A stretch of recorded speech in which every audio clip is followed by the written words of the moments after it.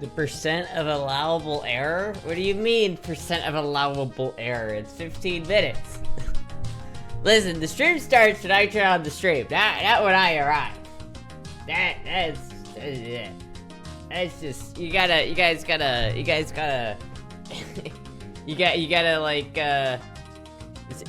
I started the stream 15 minutes late, see, that's how that works. Good, I can hold my precious bits. Anyway. Hold on one second. Hold that, Peanut. Am I presentable? Am I presentable for the stream? Let me find out. Yeah, that's good enough. That's good enough. That's what we call good enough, gamers. What hello everybody. You're always presentable? I don't know about that, man. I don't know about that. Astra's right on time. Astra is on time. You know, a femboy is never late. Femboy arrives precisely when they intend to. Precisely. Fit check? Okay, fit check. Look at this peanut. Look at this peanut. Look at this peanut. Peanut. Oh, Peanut. You stick in my chair. Peanut.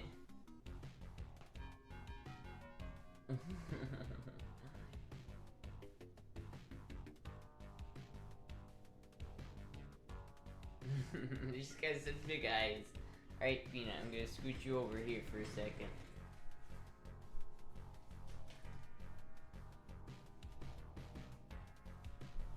Alright. Fit check.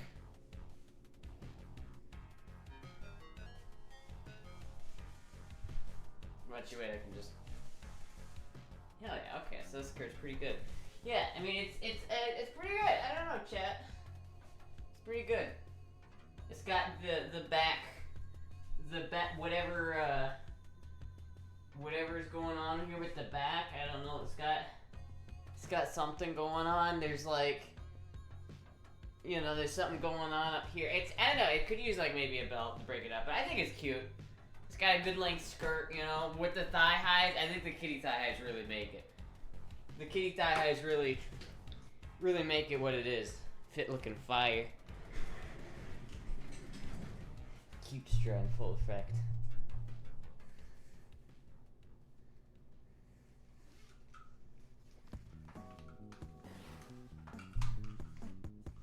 Yeah.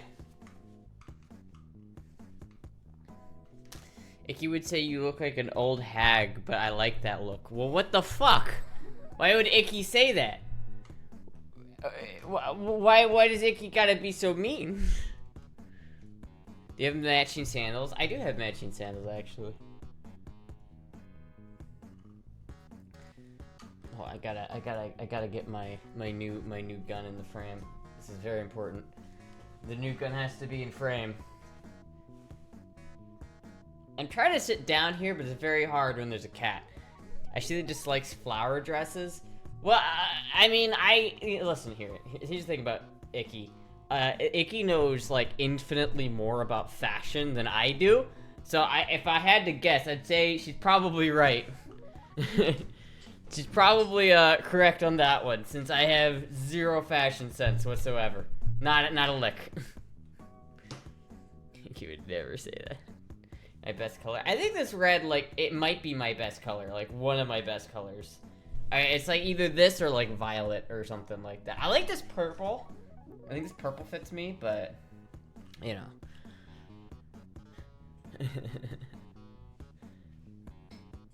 Yeah, fuck, dude. I don't know. I have, like, no fashion sense. I've never had a fashion sense. I never understood people who did have fashion senses. Like, when I look at a piece of clothing, I have no idea if it works or not. You know what I mean? Like, people could just look at, like, a pair of shoes and be like, oh, yes, this would go nice with this very specific outfit I have in my mind. I know exactly what to do with this, and they'll be fashionable. But I'm not that way. I just, like, for most of my life, chat, I've worn t-shirts and jeans. I've only been wearing, like, different shit for the past, like, year or two. I've only been wearing, like, girl clothes for the past, like, 3 years. That's it. I've been, like, the vast majority of my life has been shitty old blue jeans with shitty old t-shirt and a sweatshirt. That's been my go-to for most of my life. Astra makes this dress look cute. I mean, look at Astra. Oh, thank you. How to lure in the trad wife audience? Well, you know what? I am the trad wife femboy. I feel I'm the only femboy out there right now that does make home cooked meals for their significant other. I do. I make them. I made baked chicken a couple days ago. I took some chicken quarters and I like seasoned them up really nice, and I put them in the oven and I let them like bake, and they came out really well. And I made mashed potatoes. I think I already told you guys, but I made mashed potatoes, and it'd be like Jizzy reheated some mashed potatoes. I didn't, because I don't like leftovers, but he reheated some mashed potatoes, and we got some carrots going. It was like a full-on meal. Cooking stream when? Probably soon, because I really want to cook that chili again. But it's like I gotta buy the ingredients. It's like a $40 commitment to do a cooking stream if I'm doing the chili cooking stream, because I guess I'm not gonna do like. I could just do like a normal cooking stream, which I guess I could do. I could do more. I do want to do more cooking streams. I got a lot of shit I want to cook on stream. I got a lot of shit that I want to cook. I know how to make, chat, I know how to make fucking breakfast burritos now, and I really want to make that on stream. And I also really want to make chili again on stream.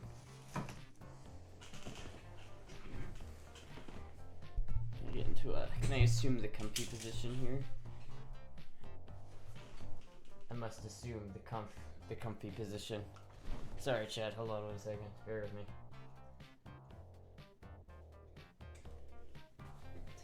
Last time wasn't chili. No, but I made chili before, and I haven't made my new chili on. I haven't made my new chili on stream yet.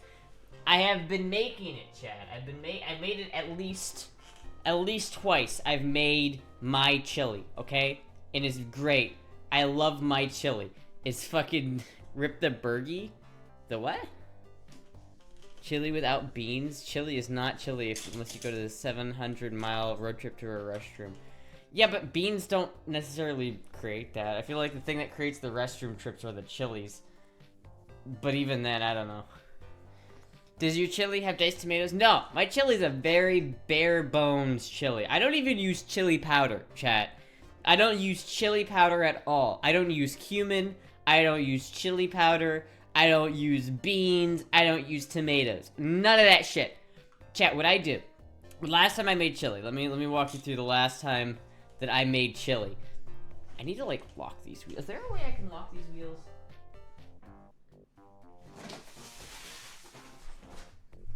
Do you think that will like stop me from rolling back if I put my feet up?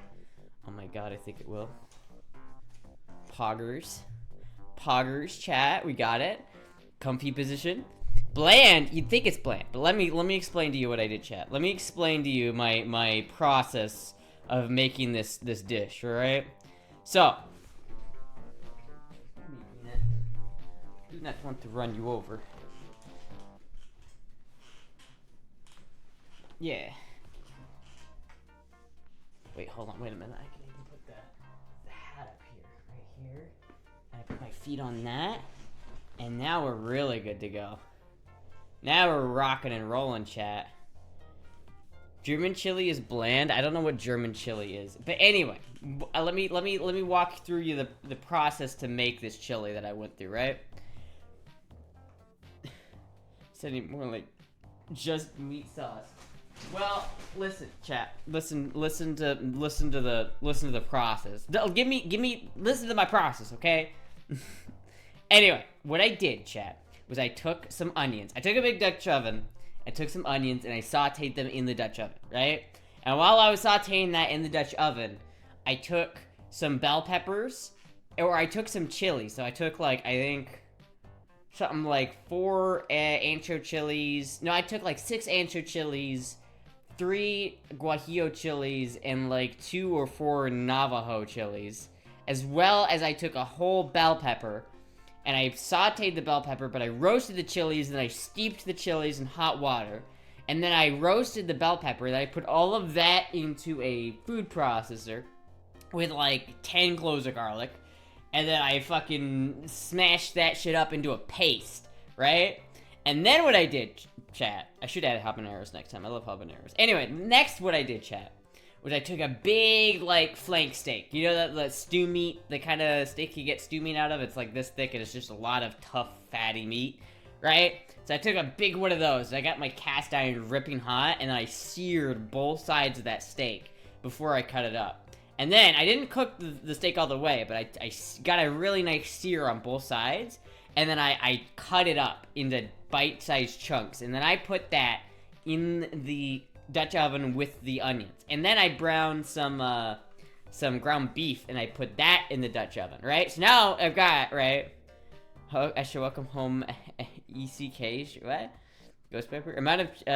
Approved amount of chili. Stop, I don't need another femboy crush. It's already too late. You've been exposed to the femboy thighs. It's already too late. Anyway, chat. Why is chili cooking every stream talk, though? Because it's important, alright? We need to, as a society, it's important. Alright, so we got... The key about this, I did put a lot of chilies, but it wasn't spicy, right? The reason why I used bell peppers was to curb the spice. Otherwise, I'd probably just use only, like, normal chilies. And I'd also probably put, diced jalapenos in, like, 30 minutes before I'm done with the chili. But, regardless, anyway. So I got this steak nice and browned, or nice and seared on both sides. And then I put that and some browned ground beef into this Dutch oven. And at this point, chat, I add beef stock, right? At this point, it is absolutely just meat sauce. Because it is just meat, onions, and beef stock. That is all that's in here at this point, right? But then, chat, here's where the fun part comes in.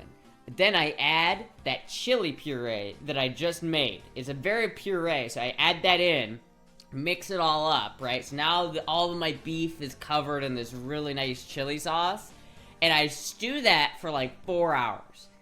Like, around halfway through, I taste for salt and everything, and I add some, like, maybe lemon pepper and some, like, cilantro, or maybe not cilantro, yeah, I probably add that more close to the end. But, you know, some other ingredients, like maybe a little bit of, like, paprika or some shit like that. A little bit of seasoning here and there.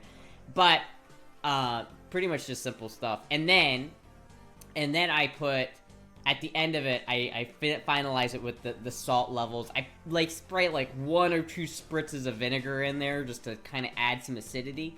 Because you don't have the acidity from the tomatoes that normally you get. So you gotta add a little bit of acidity.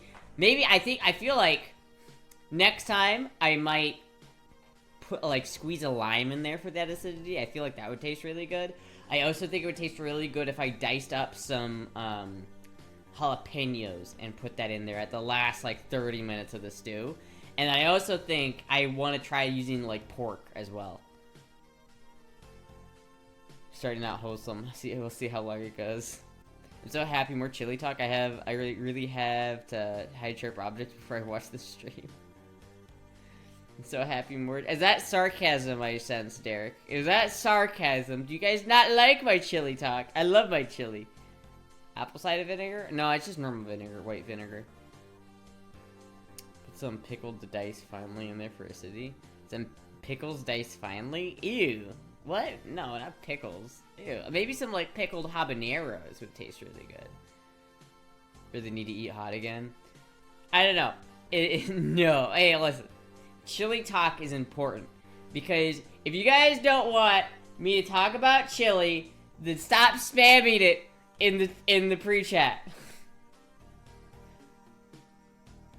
Tube talk with Ash has been neglected as of late. Yeah, I haven't been able to, like, do as much with that. I got the stuff to do it now. I just need to actually do it. Like, I was waiting on a multimeter for the longest time, but I have a multimeter now, and I have a soldering iron, so I just need to actually fucking get to work on it. But, like, it's been such a hectic week for me, chat. It's been such a crazy, like, hectic couple of weeks. I haven't had the mental capacity you know, to like figure that out all the way. There's so much cat hair on these socks. Can we can put Astra heat tolerance to the test? Should try the hottest pepper, 1.2 million Scoville heat unit. I mean, I'd try it. Are you wearing booty shorts right now? I don't know. You'll never know. You'll have to find out. Isn't Pepper X currently hottest? I have no idea. Worcestershire sauce? Yeah, I mean, I guess I could put some of that in. I don't know. There's a lot of people, most people when they put in the chili is just like beans, tomato paste, and ground beef and chili powder. I feel like those ingredients make up the bulk of chili found in the US today. But for me, I wanted to go back to the roots of what chili really is and what it really means. And I honestly, I love it. It's way better than like any other chili I've ever had. How is that from podcast episode 2? We don't record. We've been recording on Sunday, so we didn't record it yet. I was editing the last podcast though, so hopefully that'll be up today or tonight. Hopefully the first episode will be out before we record the second episode. So just keep an eye out for that. That should be coming soonish, like next day or so, like either tonight or tomorrow. Never had chili with tomato paste? If you've had canned chili, I bet you have. If you've ever had chili made by somebody else, I bet you had. What do you do with the chili you make? I eat it. No, I shove it up my ass. Femboy podcast coming soon. Well, we'll see. We're doing Femboy podcast part 2 coming soon. Part 2. Yeah. Thank you, Flesh Nubs, for the follow. Homemade chili, I meant. Did you touch your Femboy button today? No, I haven't touched my Femboy button. The Femboy button's getting neglected. I gotta give it more attention.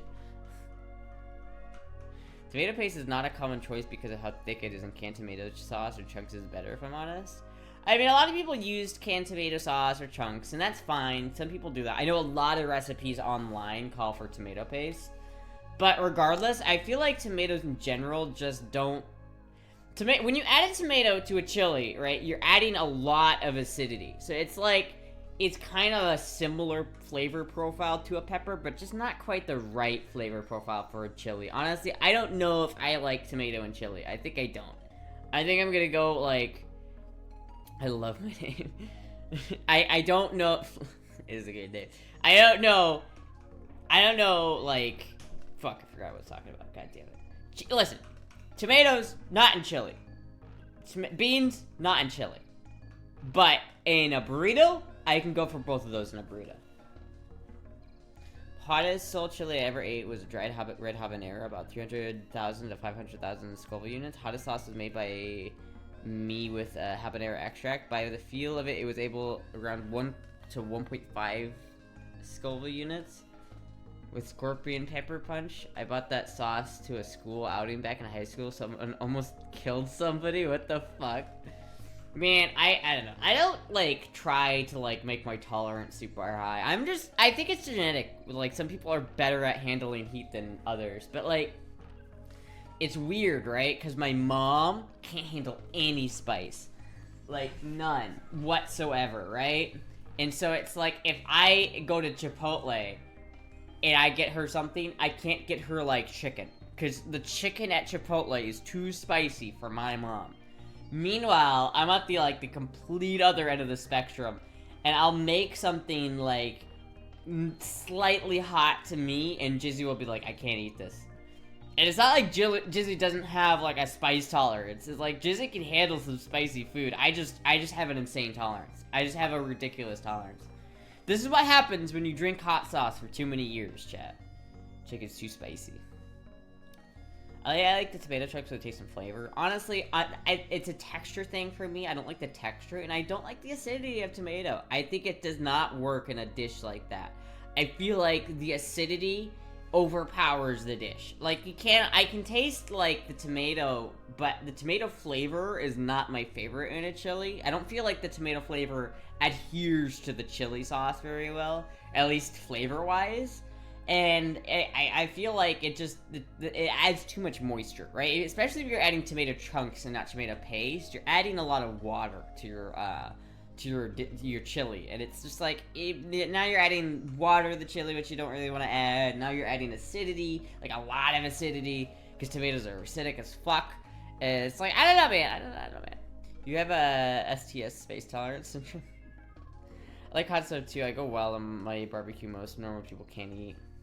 Yeah, I like spicy things. I like to eat spicy stuff, which is really unfortunate because not a lot of other people do. How do you measure spicy? What do you mean, how do I measure spicy? Like, how do I measure how spicy the chili is? I just use a specific amount of... I just keep track of the spicy things I put into the chili. It's like, spicy is easier to handle if you're a masochist. Follow me for more propane tips. You know what? This is true. This is true. It does help if you're a masochist. It does fucking help. It does help. Just like if you're playing Melee, if you play that game, you're a masochist. There's no other way around it. There's only masochists can play that game. It's too painful. Water evaporates? This is true, but then like, what are you left with?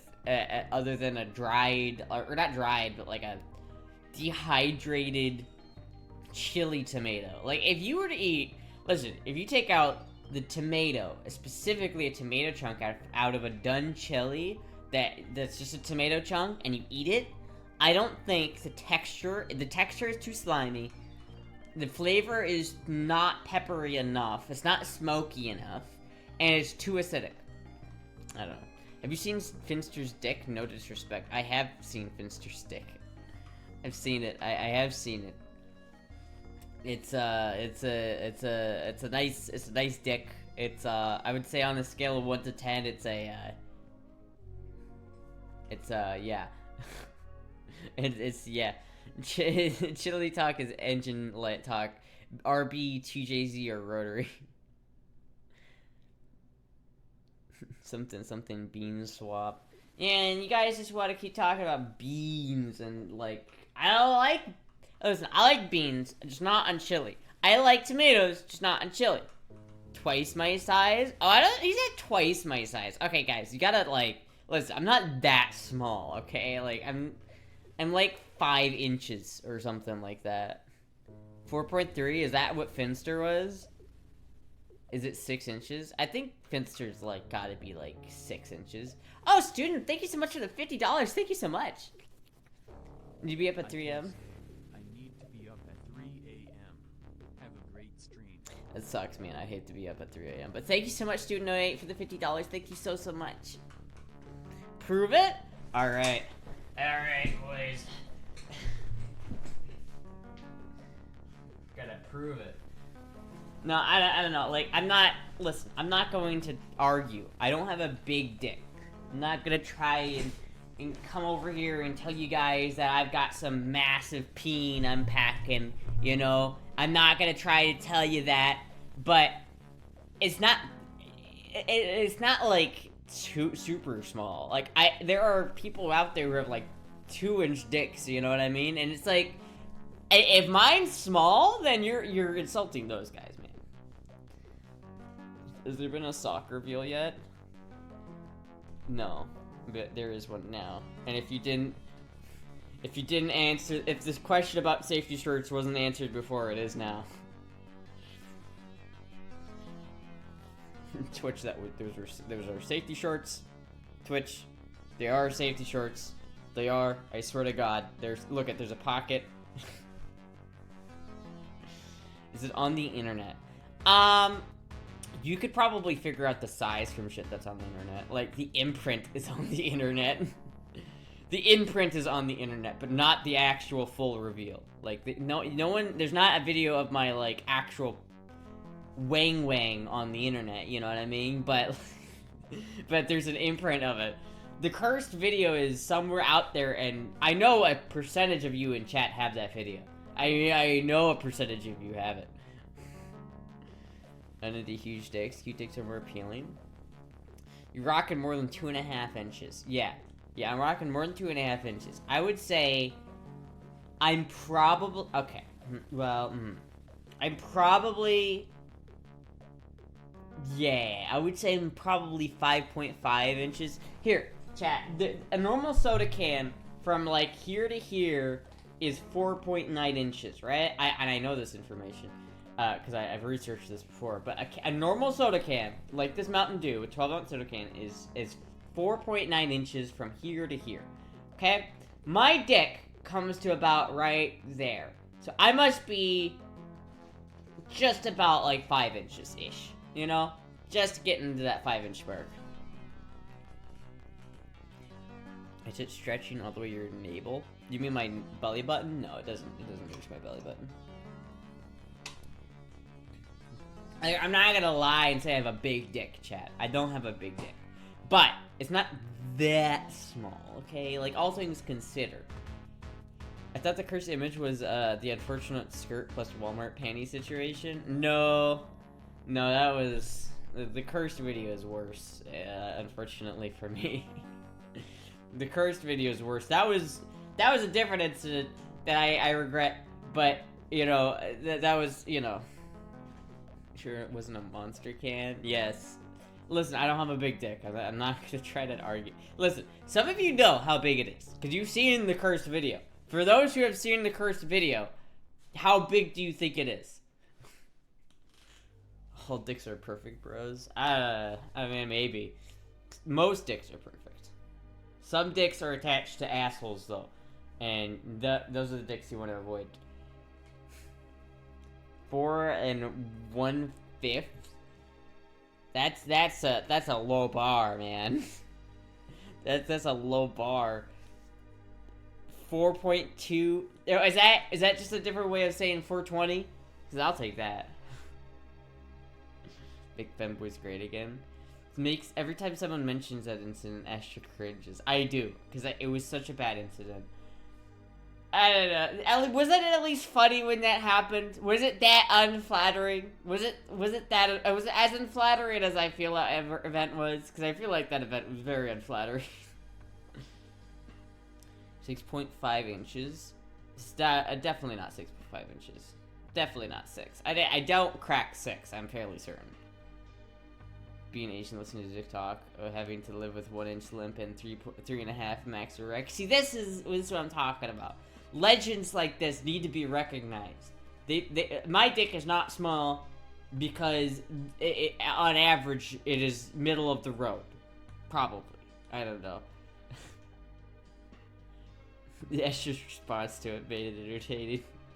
Spec time chat, show your score. 6.5. That's average. Average, you know. 6.1. Chat, what is this devolved into? What is this devolved into? Average for Caucasians is 5 to 5.5 inches. For average for humans is 5.1 to 5.5 inches. This makes up about 20% of all penises. 40% are smaller and 40% are larger. So, I would say I'm average, right? I would say I'm average there with that. Like, I think I got a at least 5.1. Maybe. I don't know. I might be just under average. I might be just a little bit. Just a little bit under average. But it's not like, you know, I don't know. When I was growing up, chat, I never had, like, I was never self-conscious about my dick size growing up. I never, like, I guess I never had a frame of reference, but I never had, like, the feeling that I was too small.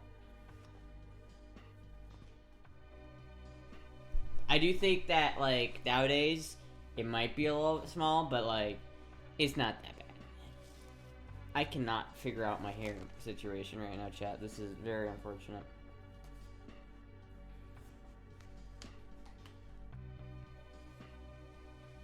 There we go. I'd say you're gay average. People with big dicks usually whip it out. Yeah. Gentleman never tells. 7.3. I ain't no gentleman. Sounds good to me. So the other question is girth. Girth, honestly, more important. Girth is way more important. I definitely don't have a lot of girth. I would say I'm about as girthy as... I see the wide part of this pen, or this, not pen, this airbrush. I would say that's about the girth that we're looking at, right about here is the girth that we're looking at. It's about that size. Yeah, I'd say it's about. The optimum grip is this. You know, other people, they like to do this, right? This is not how I do it. This is how I do it. This is so much more effective for me. I don't know if anyone else does it like this, but I do it like that, and it's so much more effective. HRT makes it shrink. And supposedly, I don't feel like mine shrank on HRT, though. So, I mean, take it that way you will. Uncle Phil from Fresh Prince is very girthy. Have you heard about the chod when your dick is larger than it is long? The chod. I couldn't handle the chod, dude. When you go to a sex shop and get condoms with 1/8 inch, 1/10 inch circumference, I actually don't know what that like is like relates to. Like, I don't know if that's good or bad. You could have told me that was a big number, and I would have been like, oh yeah, because I don't buy condoms. I have never bought a condom in my life, chat. I always use condoms, but I never buy them. I'm never the one who uses them. I'm never the one who has to put them on. So, chods, is it even possible? Anything thicker than ½ an inch would stretch me the fuck out. Yeah, honestly, like, the thickness, that people don't think about it, but like, I'd rather have a 9-inch dick that's like slightly thinner or slightly less girthy than a 6-inch dick that's like chonk among us, right? Like, it's the girth that gets you. It's the girth that hurts. Remember, kids, it's the girth that hurts. So you use the girth responsibly. Could come down on me and be afraid. Wait, what? 18 years. Have you been with him longer, Astra? 13. Wait, what? You like raw? Well, I usually use a protection. I'm just not the one who buys it, right? I'm not the one who buys it. These triangle dicks out there like a cone. A cone? What? Like Nano? I've seen Nano's dick before. I don't think it's not conical shaped. What? Pain is weakness leaving the body. Listen, if you just endure it for a little bit, it gets really good. Trust me. You just gotta endure that pain. It goes away. Some people are overweight, which makes the length appear functionally shorter. So yes, this is true. This is true. Some, like, I heard it's like you gain like a ½ an inch for every like 50 pounds you lose or something like that. I don't remember. I do like it raw, but most of the time I don't do it raw because it's like, you know, it's too much. It's too hard to clean up. It's like it's too much. It's too much of a risk. Too much of a risk, you know what I mean? Damn, it is horny time. Well, you know, I gotta make up for talking about chili. Everybody hates the chili talk, so I gotta talk a little bit of horny talk so that everyone doesn't get mad at me. Thin at the tip, thick at the base. I don't remember. I mean, I guess I haven't like looked at Nano's dick like really closely before, so maybe I don't know, but like I don't know. It just doesn't sound like Nano's dick. I thought that I had seen Nano's dick before, but maybe I haven't. Learned a lot of things. Learn not to Google such things. Apparently my dick girth, my girth is about 2 inches. There's no way. This is like 2-inch girth. Like this is 2-inch girth. I just got a piece of my hair that I like wrapped around my finger. Why did I do that? Put that over there. Just put that over there. Nano has a pointy dick. You have to just get medical alert bracelet that says delete my browser history on it. My dying wish is that you delete my browser history. German manufacturer probably means the circumference. Magnum wine bottle, thank you. No disrespect, but as a straight dude, I don't get where bottom comes. What do you mean you don't get where a bottom comes? Honestly, I feel bad for tops, to be honest with you, because being a bottom is so much more fun. It is so much better. I mean, I guess I can't say that, because I never really technically topped, but on a towel, what do you mean, where do they come? On a towel? You just come, I don't know, like, I don't have that much output anymore, chat. Like, if I come, it's like a, and I'm clean, that's it. I don't have I don't have like a lot of output, right? You know, like when I was younger, it was like, you know, it was like you had to get like a couple of like napkins or a couple of like a good amount of paper towel to clean it all up. But for me, I never like for a long time I didn't have very much, and then I for a brief period of time I had decent output, and then I went on HUT, and then it all went away again. Do you mean like tops have it way better? What do you mean tops have it way better? No, no, you don't. No, you don't. You guys just don't understand. Like, the male G spot is in your ass, right? It is up there. It is just like, let's say this is your asshole. It's like right there. And you just gotta really. There's a thing called prostate. It's like a G spot. It can make a bottom cum hands-free. Yes. Yes, this is this is something I have experienced, chat. One bag of kitty litter. You're acting as my stop, so I don't roll back. We the weak need sensation after the deed. Anal ejaculation is more intense. Yeah, I feel like it definitely is. But you know, honestly, I don't know. Like, I wonder if it really is just like it is better if. It feels better to top if you are a top, and it feels better to the bottom if you are a bottom. I feel like that's closer to the reality. Kind of like this. What is this? Milk the prostate.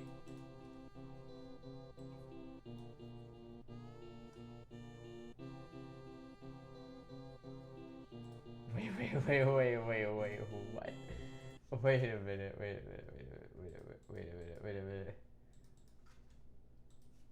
Procedure on you called milking the prostate. It's an anally induced ejaculation. You're going to feel strong pressure on the prostate gland inside your rectum. Come on now. You don't have to feel scientific on me, baby. And we can just talk. Whoa. What the fuck? I'm gonna turn that off before I get banned. You're like, that's not good. What about rimming? What about it? Power bottom activate.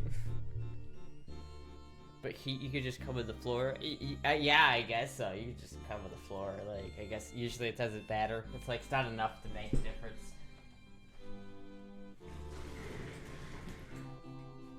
Like, I have the amount of output that I could realistically just come in my underwear. I mean, I could just, like, go about my day and it wouldn't really make a difference. Fit check. This is a really cute dress, though. I do like this. I can't remember where I got this. I don't remember if someone sent this one or if I got this one from somewhere else. But I do not remember. You get, like, you like rectum. I just don't get where bottoms come on the bed sheets. Oh, do you mean, well, here, bottoms usually come while you're fucking them, right? So they come wherever you make them come. Like, that's like, that is how I would describe it, right?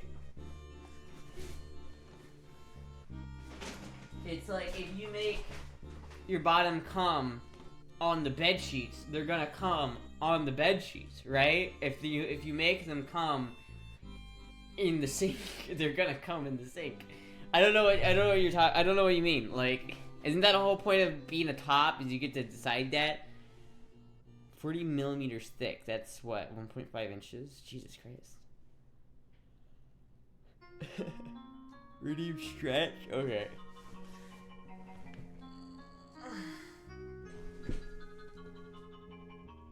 Oh, okay, there we go. Just slowing down. Oh, what did I do? I've been caught jerking at work. What the fuck? What were you jerking off to? What? If you don't mind me prying, what was the material? It wasn't me. Fuck. I didn't know, man. I've never gotten caught jerking off. Never. It's never happened. I've been jerking off for fucking 20 years and never been caught. Prettier than Finster? Hell yeah. The other question is, what do you do for work? Yeah, I guess that is an important like question to answer. Because like if you're a daycare guy, that's not good. That's a whole lot worse. Pool plaster? So you're a pool plasterer. So you were just doing your job then, right? You were just plastering the pool. I mean, I don't understand what the problem is. You should have just been like, boss, I don't know what you want from me here. I'm just doing my job. I'm plastering these tiles on this pool here. You gotta get the... Astra's never been caught. You've not been taking enough chances then? What do you mean? What how do you guys get caught? Just do it in your bedroom or in the bathroom. It's like, I don't understand. Like, I have the sixth sense. Like, I always listen. I can't, like, listen to porn. I can't. It, like, cringes me out. So I always have to have my headphones off or on. Like, off my head. Or, like, muted. But that means that I can hear things. Like, if someone's coming, I can just, like, immediately go... Right? I've always been able to do that. I've had a couple close calls, I'll admit. I had a couple close calls, but never got over the edge there. I should never been... It's not up to code, man. It's not up to code. I got caught in a work truck. That's more understandable, I guess. That's more understandable. If you're just in a work truck, you know. I've jerked off in my car before.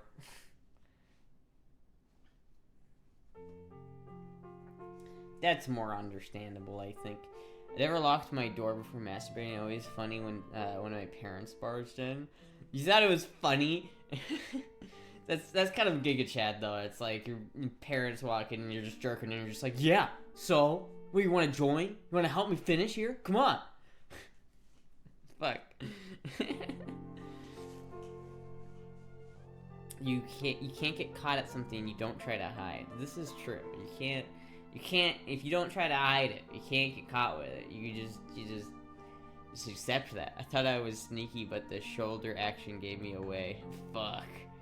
The shoulder action. You gotta be more smooth. You gotta think about that. You can't just keep doing that. You gotta use that wrist, right? Like this, right? You gotta like... I don't know, man. Listen. You're buff, I don't give a fuck. I got caught in the bathroom once. I did not stop and I finished. I watched my mom in the eyes afterwards. Oh, you looked her in the eyes. Man, that's weird. That's weird. There's a difference between, like, just not giving a fuck and then, like, your parents breaking in and you're just like, oh yeah. I can work with that. I can work with that. That's workable material. In the car while still driving, right? No, I wasn't driving. It wasn't in a car either. It was in a truck. But I was alone in an empty parking lot on a break. I was at school at the time. Like, I wasn't at the school, but I was like going to school, and I had these like periods between like classes where I would have nothing to do. So I would drive, it would be like an hour and a half to 2 hours of just nothing that I had to do. So I would drive to this little pond that was like 5 minutes away, and I would just usually take a nap or something there. But one time I was just real fucking horny, and I was like, fuck it. Fuck it, I don't give a shit anymore. Still understand why modern parents nowadays are so persistent to be fucking nosy. Oh yeah, I don't know. I feel like there's a perception on like jerking off has changed. I feel like younger people view it as more natural and just something that everyone does, you know. But like parents from like Gen X parents are like of the mind that it is entirely unnatural and that anyone who does it is going to hell. But I think that's gotta be like a mom take, Daddy. though. Like, oh, thank you, Zaya Celeste, for the follow. That's gotta be a mom take, right? Because like every single guy on this fucking planet has jerked their cock once or twice. There's not a single one out there. I don't care if you're Pastor John or upstanding member of our community. I don't care. I don't care, Pastor John. Pastor John has fucking jerked his dick to probably some of the nastiest shit you have ever conceived. There's no way. His worker with when my father still lived, he had sometimes realized that I am waking one under the shower. He sneaked in and turned on the cold water to cold. That's funny. Okay, that's funny though. That's really funny. That's funny. My sister caught me my first boyfriend and we kept going. Oh fuck, dude, I couldn't. I would be like, reckless and stupid to do it while driving, but youth. I mean, I feel like I'm wasting my youth here. All these stories of youth and getting fucked up and like doing crazy shit. I never did any of that, man. I never did that. I've been drunk like 3 times in my life, and 2 of those times were within the past week. Actually, I guess it would have been probably more than a week ago at this point. Maybe? Yeah, about a week ago. Might be getting an FBR7 soon? Hell yeah, that's cool as shit, just as long as it's not my FBR7. At age 5, I had a reputation for humping pillows. I never understood why they make it an effort to sit beside their kid, being like, it's okay and natural, instead of being like, oops, sorry, and leaving. It's fucking weird. I mean, I understand it from like a certain point of view, where it's like, you want the kid to know what they're doing isn't wrong, and that it's not unnatural, but like, because there are a lot of parents out there that will be like, what you are doing is a sin. You cannot do that. That is, you are rotting your brain, blah, blah, blah, blah, blah. That's the way my parents were. Like, you had to hide that shit because, man, it was like, if you got fucking, if mom got wind of some semen, it was not good. It was not a happy end. It was not a happy ending. It was just like, but that's like, I guess, like, when you raise, like, especially moms who don't understand, like, male biology, and it's like, they don't understand it. They think that men can control it, but they can't. I'll give you a secret, ladies. They can't control it. Want to know a creepy story? Sure. Did the settler find it and it feels nice with a chance? Brain rot. I'm still young at that time. I'm 23, man. I'm old. I'm almost available for my senior discount. There's no ladies here. I mean, there's some ladies. There's some ladies here. I can think I know a couple ladies that watch my stream. It's all down here on hill after 25. So what you're saying is that I gotta get real fucked up before 25, Chad. I gotta go on a bender. And the problem with that though is like, I think Jizzy's done drinking. I don't think he's gonna drink again. And so like, if I'm gonna get fucked up, it's gonna be weird to do it with like alone without him, you know. Look at that one right now. One high school girlfriend would let me call into bedroom window weeknights, parents next room. Now that is some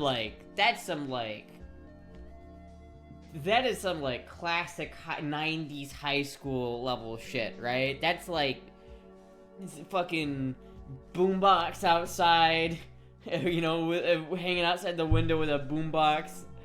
Please let me in. Didn't a horror movie start out exactly like that, with some guy being in some girl's bedroom, and he wanted to fuck her, but she didn't want to fuck or something like that? For a month before my competition, I don't jerk it. Does that help? Do you find that helps, medical? Does that actually, like, does that help, or does it just make it feel really good after your competitions? Because then you get the runner's high and the coom. Is it, you know, I just think of, you know, Arnold talking about how when he lifted weights, it was like cooming. It's like, I'm Arnold. When I pump down, it's like I am cooming. Every bump is a coom. Sounds like Scream to me. It might be. I don't remember. It's like every 80s teen movie I know. Yeah, it's definitely very cliche, but I never got to experience that. I didn't do shit in high school. I was such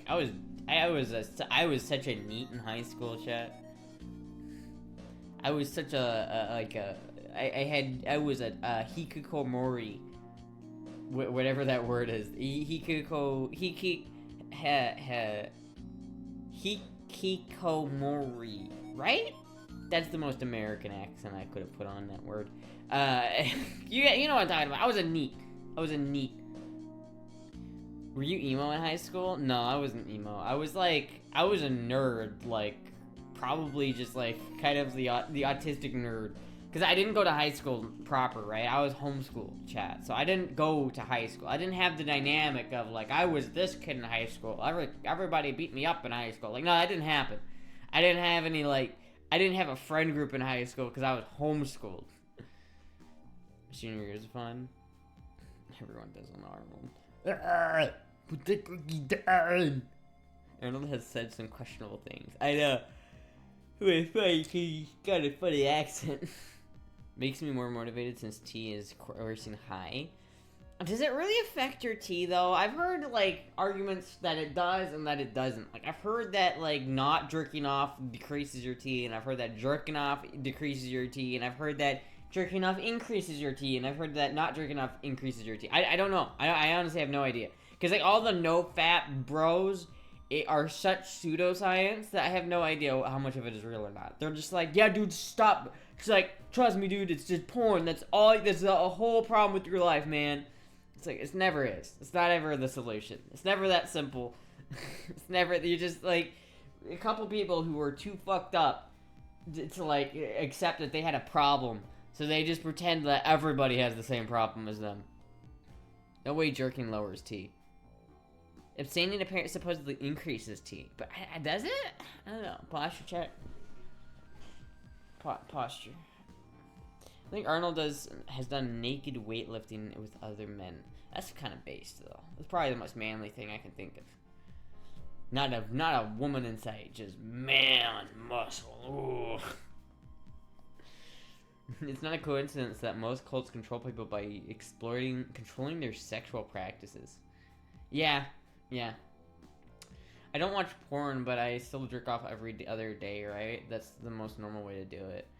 I mean, like, I guess that is the most normal way to do it. I don't really think there's a problem with watching porn, right? It's just like anything. It's like if you do something too much, it's not going to be good for you. Like, if you're at the point where you're, like, putting other people and things and you're, like, off to jerk off, like, oh, I was going to go out to, like, this thing with my friends, but instead I stayed home and jerked off, like, that is a problem, all right?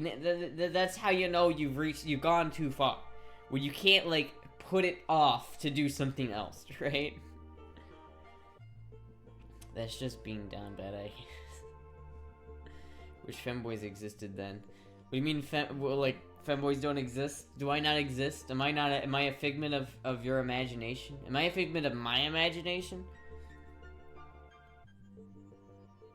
Abstaining lowers fun time with preferred partner. This is true. It's like if you wait too long, you're just gonna pop. Like the moment someone caresses it, it's just like, ah! The moment anything just goes, you're just like, ah.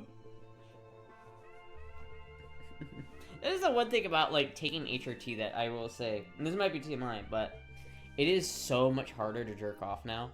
Like, unironically, it's so much harder. I have such a hard time. It's like, it's annoying. It gets annoying at certain points. I'm just like, fuck. I just want to come. Please, God. There's no femboys in the wild, though. You're not real. To be fair, I haven't seen another femboy in the wild. I have not seen a femboy in the wild that actually, like, passes. But then again, maybe I have, and I just didn't know it, because they passed. Nobody like you in my school. Real homophobia attitudes in my city then? Yeah, that sucks. I didn't feel any of that in the school I went to for the brief period I went there. I went there for like a couple things, but I didn't I didn't spend very much time there. I didn't really go there a whole lot. I was in middle school band, and then I was like took a half a semester of like high school band with a couple of different classes, but I stopped doing that like in a couple weeks. Holyshit Astra. Femboys are like chameleons. They hide in plain sight. I've only seen twinks. Femboys, not real. Honestly, I think a twink can be a femboy. I feel like this is why the word trap needs to make a comeback, is because it's like, I feel like you could be an otter almost and still be a femboy. Like, you can be fairly masculine and still be a femboy, so long as you, do the femboy things. You wear the girl clothes and you act like the femboy, right? It's like I feel like femboy is not. I used to think femboy was like a spot on the masculinity scale, like a twink, otter, bear, right? I thought I used to think it was a word like that, but really now I think it's more like an aesthetic. It really is just more of an aesthetic. And that's why I feel like the word trap is important, because I feel like the word trap is a word that goes on that line, right? But femboy is more of an aesthetic. I feel like you can be a trap, or you can be like a twunk and still be a femboy. The only difference is like traps 100% pass, and if you're not a trap and you don't 100, well, I don't know. It's all confusing. Chat, I just don't get it. What are otters? Well, they're little creatures that like to build dams, or is that beavers? I don't know. They swim around. They're very cute. You should look them up on YouTube. Just go otter.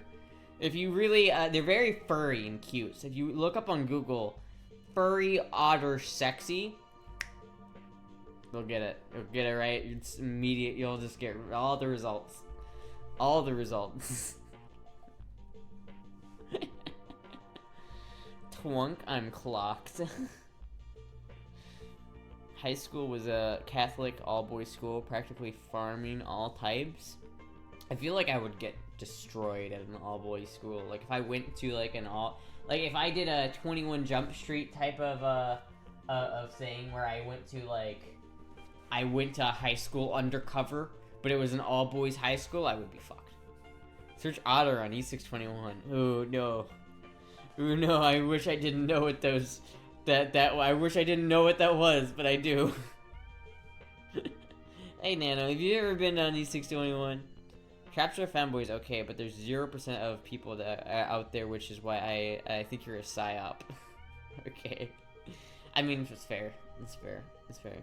When you are not a furry, but then you find a brand new animal hentai on the image boards.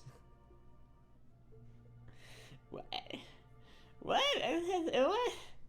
Bro, I think someone might be a furry. I don't know. I don't know, Nano. What do you think? Do you think that a twunk can be a femboy, Nano? Because I feel like femboy is an aesthetic and not a scale of masculinity. But I feel like trap is. Like, a trap is a term like bear and twunk and twink, but femboy isn't. Do you agree with me on that, Nano? E621 sounds like a BMW model. Yeah, a BMW model if it was really gay. If you need at least loot a bit of feminine to be feminine. You need just a little bit, yeah, but you can still be feminine and be like a twunk, right? I feel like the simple aspect of it, like, I feel like there's in terms of masculinity, there's like the more masculine males and there's more feminine males. And if you're on the more feminine side, I feel like you can be a femboy. If you're just on the more feminine side. Evil Astra's the best. Isn't femboy blacksmithing a twunk? I would argue that femboy blacksmithing is more of an otter. Like, femboy blacksmithing has got like a full rack of abs, dude. And like femboy blacksmithing without any makeup, any femboy clothes is just like an otter, right? They're not masculine in the way that they're still feminine, right? They're a feminine person, and even without all the makeup and everything, they're still gonna be feminine. But they're still not like, there's still more of like an otter, I think, right? With that muscle, and because also like femboy blacksmithing is like 6'5" or something like that. I love SpongeBob. I mean Nano. Wait, what? Femboy blacksmithing sounds kinky. I don't know though. It's like, for me, femboy is a feminine, preferably a twink male. Yeah, maybe. I feel like there is like a limit to who can and cannot be a femboy. But again, I feel like it's more of an aesthetic thing. So if you can pull off the femininity enough to pull off the aesthetic, then you can be a femboy. That's why I feel like the word trap is important, because the word trap distinguishes something else. It is a. I feel like you can be a trap and a femboy at the same time. And I don't think there's anything wrong with that. Does he have full body hair? Otter refers to body hair. Does it? I thought otter was just like kind of slightly more masculine than a twunk. I didn't know otter was like specifically to people with body hair. I thought it was cause like a bear, you know, is like, I guess bear is hairy. But if you don't have, what are you if you're not a hairy bear? Like, what if you're a bear but you get shaved? What are you? Like, if you get like a full body wax, what are you at that point? Are you no longer a bear, or are you like a giant mole rat? Trap is a fun word. It is a fun word. I like it. I don't like the fact that people don't like it. We need to bring that word back. It's a good word. One reason I consider myself a feminine boy rather than a femboy is because I do major self-care and shave, but I dress masculine. Yeah, that's fine. But I feel like if you did dress feminine, that you could just be a femboy at that point, right? It's like, I feel like you'd have to dress feminine to be a femboy. Like, you have to. Like, you can't dress like, you know, a dude and be a femboy. You gotta dress feminine. I don't know. Words are, realistically, does it matter? Does any of it matter? Not really. They're all just words and they don't mean anything. Otter is a hairy twunk. Is that right? You know what? That makes sense. It does kind of make sense. But by definition, they are a little bit more masculine than twunks, aren't they? So, on the scale, chat, correct me if I'm wrong, but on the scale, it would be, if we're excluding femboys because they're an aesthetic, it would be traps, twink, twunk, otter, normal, hunk, probably cub, and then bear, right? Is that correct? Am I correct in making that assumption? If I were to put femboy on that list, I would definitely be right next to trap, but just slightly on the opposite line of, you know, the passing, you know, line. I agree with that most of my friends consider me a femboy, but I am a dude and I'm standing here in a baggy shirt and a cargo shorts wearing back a snapback. True, but again, sometimes it's an aesthetic, man. Maybe you're just being a tomboy and you just don't know it.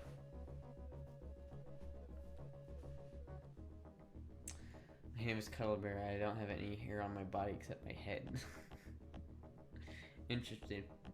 I wish I didn't have any hair on my body except my head. Body hair. It's the worst. But where is ass-loaded femboy with guns and knives? That's me. That's me. Wait, what are you talking about? That's me. That's just me. Look at this. Look at that barrel. That big old barrel. And the 45. My 45 Astra. My Astra and 45 ACP. Oh, yeah. Look at that. 45. I fucking love this gun so much, chat. I love this gun so much.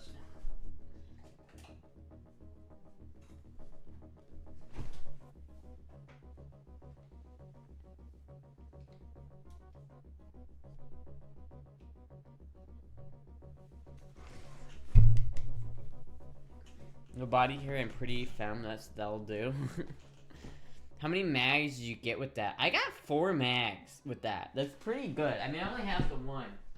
But they're pretty, from what I hear, they're pretty decent mags. Like, I know this is a brand or a company that makes them, so if anyone knows what that symbol is and what company that is, apparently they make pretty good mags. But I got 4 of these. So, that's not bad. These are 7-round mags, and I got 4 of them. So, if I was to carry this thing with all of my mags of ammo, I would have, like, 28 rounds of ammo, which some guns hold in 1 magazine. But it's alright, because it's a full-frame gun that shoots 45, and that's all that matters. Must stop him power, right? Quality arms, quality femboy.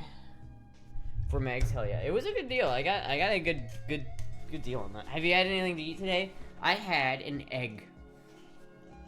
I had a single egg. Actually, no, I had 2 eggs. Now that I think about it, I had 2 single eggs. I'm fully loaded with an AR, and I'm in Canada. But how many rounds do you have in that AR? Because it's You can't have more than 5 in a mag, and that's tragic. You know, the first time I ever fired an AR was in Canada. Want some treats? I would not complain. I certainly would not complain. Ban incoming again? What?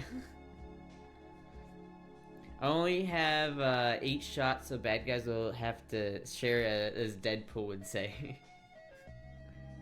Jizzy eggs don't count. Okay, well, no, I made eggs.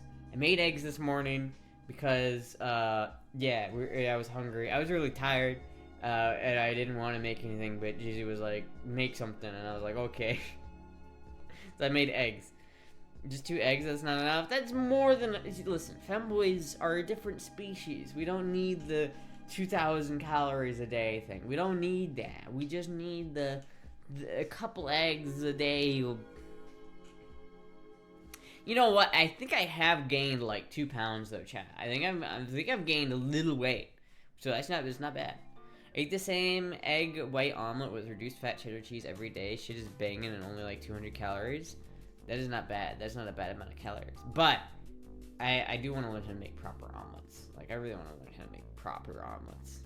They gave me a terrible AR-15 at Fort Benning. I don't know. I've had limited experience with ARs, and you know, I don't really care to get another one. I have 1 AR. If I had a lot of money, I'd probably would get like 2 more ARs, because I would like the classic. I would get a classic, like a very classic M1A, you know, M16 Vietnam era M4, and I would get that because I think that's really cool. And then I'd probably also get like a Mark 18. That would probably be what I go for, is like a Mark 18 and like an M1A, or not an M1A, just a classic M16. It's on the way. Hell yeah! My gun is on the way. What? Fuck yeah! But yeah, it's treat time. It's treat time. Hell yeah! Fuck yeah! Are you still collecting knives? I mean, I do collect knives. Like, I'm not as into knives, but I do have them. There's a Lucha. I just have this on my desk. It's a Kershaw Lucha. This is probably the nicest butterfly I have. I have a little bit of a butterfly collection, just a little bit, but this is probably the nicest one out of the butterflies that I have. It's got bearings in it instead of just having like a pin, so that really it's a little heavy. So if you're not used to flipping it, you might be like, oh shit, that's a heavy knife, but it's not bad. I kind of like that. I kind of grown to like that. My Army AR-15 was great for double feed. For double feed? That doesn't sound good. Any Benchmade knives? No, I don't have any Benchmade knives. I definitely have put more stock into guns, considering I have 1 knife on my desk, but I have 2 guns just immediately on my desk. So, there's that. I'm intrigued by the CMMG Descent and 6mm IRC. It's like an AR and AK had a kid, and then getting an upper in 5.56. Yum. And 5.56. If you're gonna merge an AR and an AK, why would you chamber it in 5.56? I don't get that. Like, I really don't. Honestly, everything I see about 5.56 versus 7.62, I just can't. Where does 5.56 surpass 7.62 in performance? Like, unless you're like shooting long distance with like very specific situation, like, well, this man at 200 yards away is wearing level 1 body armor. Yes, the 5.56 is gonna be much better. That's only because like you put it in this weird situation. 90% of every other time that you're gonna be needing a gun like that, would you rather have 5.56 or 7.62? Probably 7.62, because 30 caliber is just better. You feel safer in Florida than Iowa? I wouldn't say safer, but like not unsafe. I didn't feel unsafe in Iowa, but I feel just as safe in Florida. I don't feel unsafe in Florida either. I will say this: the trans stuff, like the hormones, way easier to get in Florida because German laws. 7.62 Queen. Isn't the AK-74 more like 223? It is. It's 5.45, but you know, it makes sense for like a it makes sense like from a standpoint of military, like if you're gonna arm your soldiers, it makes more sense to use 5.56 because you can give your soldiers more ammo for less weight. But if you're actually there on the ground in a situation, we're not talking about like, are you gonna walk 5 miles? We're talking about there's a guy at the end of a hallway and he's got a gun and he's shooting at you. What gun do you want to have? And in my mind, I'm in a dusty building. There's a lot of dirt and debris everywhere. I don't want an AR-15. I don't want a finicky gun that could break and jam, and then I can't fucking do anything. Like an AK, if I have an AK and it jams up, I know I can just beat the fuck out of it until it works, and it will be fine. And if I hit him, he's gonna go down. I mean, I've heard like stories of people shooting people with 5.56, and they'll just take it. You know, you can shoot somebody with 5.56, and they'll just be like, if they have enough adrenaline in them, they'll just fucking keep going. They don't care. Your arms look smaller than they did last year, I think. Do they? I haven't noticed. Gay at the end of the hallway, need a gun. Only answer is shotgun. I mean, that's fair. That's fair. Shotguns are pretty good. But what if what if you just had an AK shotgun? Problem solved. You forget that if you wound one soldier, it takes more people to evacuate him. I mean, yeah, but like that's not. I don't care about the long-term game here. If I'm being shot at, my only goal is to not die. Right? That is my goal, is to not fucking die. My goal isn't to lure out his buddies by using myself as bait. That's awful. AR-15 team here. Yeah. Get that weird rackable AK from Romania? What do you mean weird rackable AK? You mean like...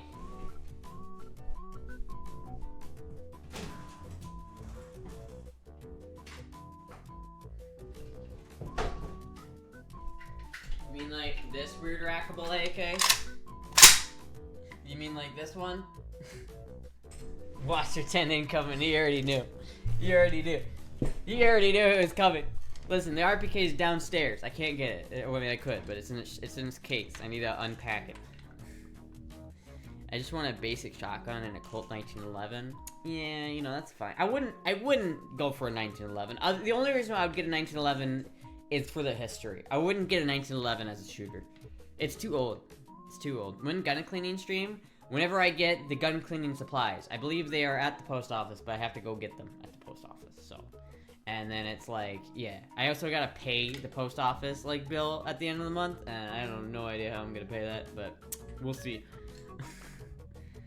Basics. Hey, Asher, do you carry when you go out to Walmart? No, but I'm gonna start. What do you recommend? What do you mean in terms of guns? I mean, this one's pretty good. Honestly, like, if I were to arm, like, if I had a militia, and it was my job to arm them, and I could choose what weapon I would use the AKs. AKs are so fucking dirt reliable. They're cheap, they're reliable, and they're effective. You get 30 rounds of 7.62 30 cal, it's just like, that's all you need. That's fucking all you need. Stay strapped or get clapped. What happened to the cleaning kits I sent you already? Used up? They are... I have the clean kits. The issue is I don't have the solution, like the CLP and stuff like that. I don't think I brought those down from Iowa. I do have to find those kits. I don't know where they are specifically, but they are around. I know I've seen them. So I have them. So I just need to go locate them. But I'm more attracted to older guns, but the AK is more based. I do like older guns. Like I've got like, back in that corner, I guess I should probably move them up. Back in that corner, I have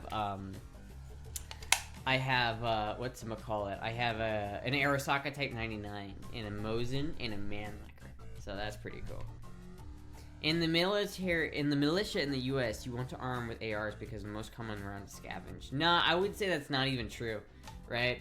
Think about it this way. Every time there's a gun scare, and like everyone's like, every time there's political upheaval in this country, what is the single... There are 3 calibers that become impossible to find. Number 1, 5.56. You cannot get 5.56 under unrest. Number 2, 9mm. You're never gonna find 9mm, like ever, if there's a big fucking happening, right? Number 3 is 22 LR. There's a shit ton of it out there, but I remember not too long ago, it was dried up. It doesn't take very long for the supply to like underreach the demand, right? So it's like, if shit hits the fan, I'd probably want a gun that shoots 5.56 just in case, but for the most part, I feel like 7.62 is a better cartridge because there's a lot of it in the States, but people don't have as many AKs. Like, it's cheap and it's available, but it's not unheard of, right? It's like in every gun store, but less people have a gun that shoots it. So there's less demand for it. So I honestly would say the 7.62x39 is a better round to have in the US for that kind of situation, simply because it's probably less people trying to get it. Thoughts on 5.7 rounds? Honestly, I don't know. I haven't made my mind up about 5.7 yet. I like 5.7. It's fun to shoot, but it's so goddamn expensive. 222 LR, 5.56, 9mm, all gone. Just all gone. It's just naked. It is loaded, or is not loaded for anyone wondering. Here, I can demonstrate it is not loaded. Here, I can do the trick where I hold the bolt open with the trigger. I don't know if this is good for rifle, but it's okay.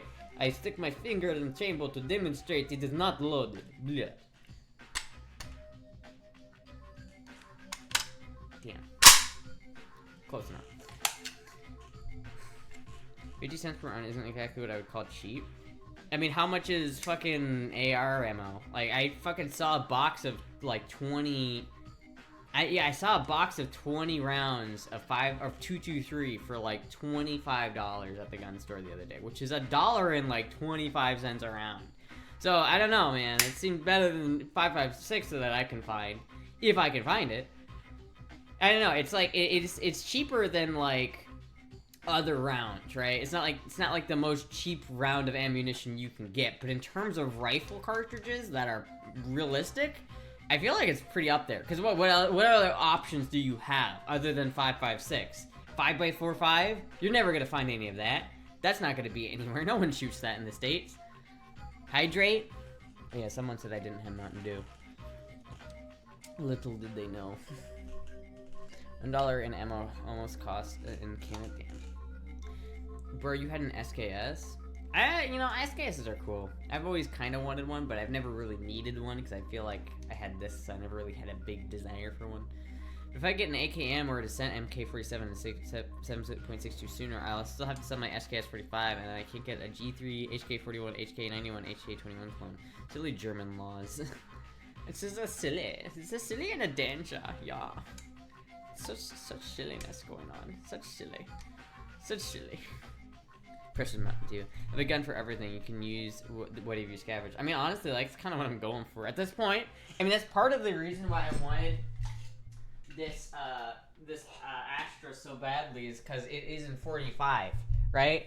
And I've never had a gun in 45. I've had plenty of 9mm, right? Like 9mm, 38 special. Well, 38 special, and then this one's 9mm, this one's 9mm, this one's 9mm, and this one's almost 9mm. It's 9x18, but who's counting is Russian. This one's also a weird cartridge. It's a 7.63x25, I think, is what the caliber that this one shoots. It shoots 7.63 Mauser, which is not an incredibly common cartridge. But if I happen to, like, I covered most of my bases with all those cartridges. Like, if most handgun cartridges in the world are either like 45, 380 ACP, 9mm, or like 38, 357, right? But now I have this. I have the 45 gun. That's like, it's like, I didn't have the 45 before, but now I do. And I'm really happy about it, because this gun is really cool. Look at that barrel. Look at how big it is. Look at the end of that barrel.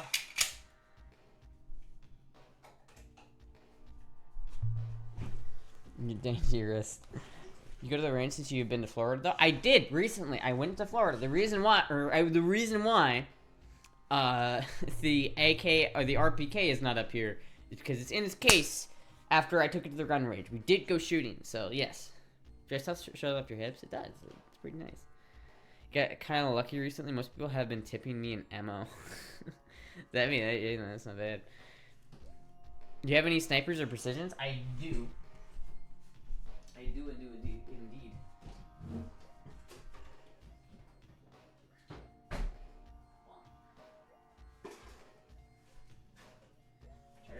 careful with this one since it's got a real nice scope on it. But it's the Bugara HMR B14 chambered in 6.5 Creedmoor. This is very nice. I really like this gun. I really like this gun a lot. I'm kind of hesitant to shoot it because I know that this barrel only has so much life left in it, but I really like it. I'm going to use this gun, chat, to get into long-range shooting. I'm going to use this gun up. Eventually, I'm going to have to change this barrel, but there's a sacrifice I'm going to have to make because I'm going to use this gun to learn how to do long-distance shooting. Yes.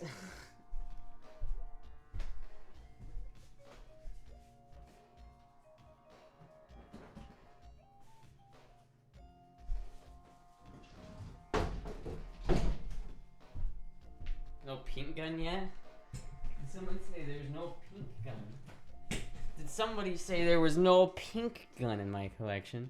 Did someone say no pink? Somebody say there wasn't a pink one. This is a really nice handgun. Also 9mm.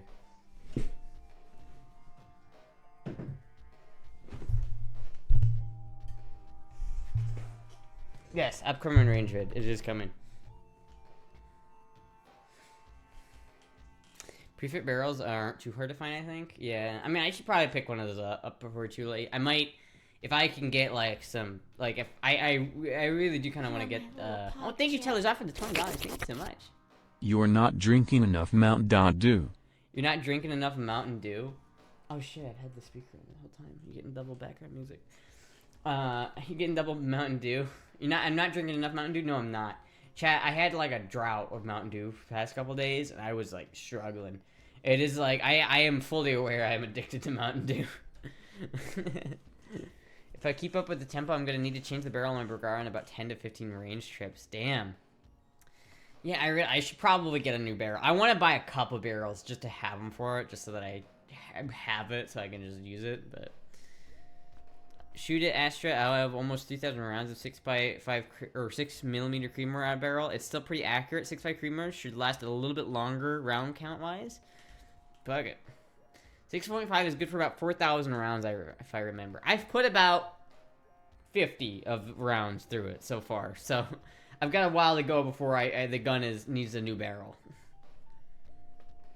Chug that Mountain Dew. What the fuck? It's time. I don't like to chug Mountain Dew. Yeah, I don't get to enjoy it if I chug it, right? Like, I take little sips because if I chug it too quickly, then I just feel kind of like bleh, you know what I mean? And it's very nice just to, you know, one Mountain Dew can last me the whole fucking stream, chat. I go to a gun range owned by an old man named Cody. Interesting. I went to a range with my Bergara 4 times now, shy of 400 rounds though. Nice. You have no choice. You have no choice. Wait, why don't I have a choice? Why do I have to? Like fine whiskey. Like fine whiskey. Yeah, I don't know. I want to get a couple new barrels for it. But my dream gun, chat. My dream gun, one that I hope to get one day, is an Arctic Warfare. With like the through-hole stock, like the classic Arctic Warfare, like L96, like classic. I want, like to get really specific, is I want a Arctic Warfare and 338 Lapua with the thumbhole stock in OD green. That would be peak. But I don't know if I'm ever gonna get that.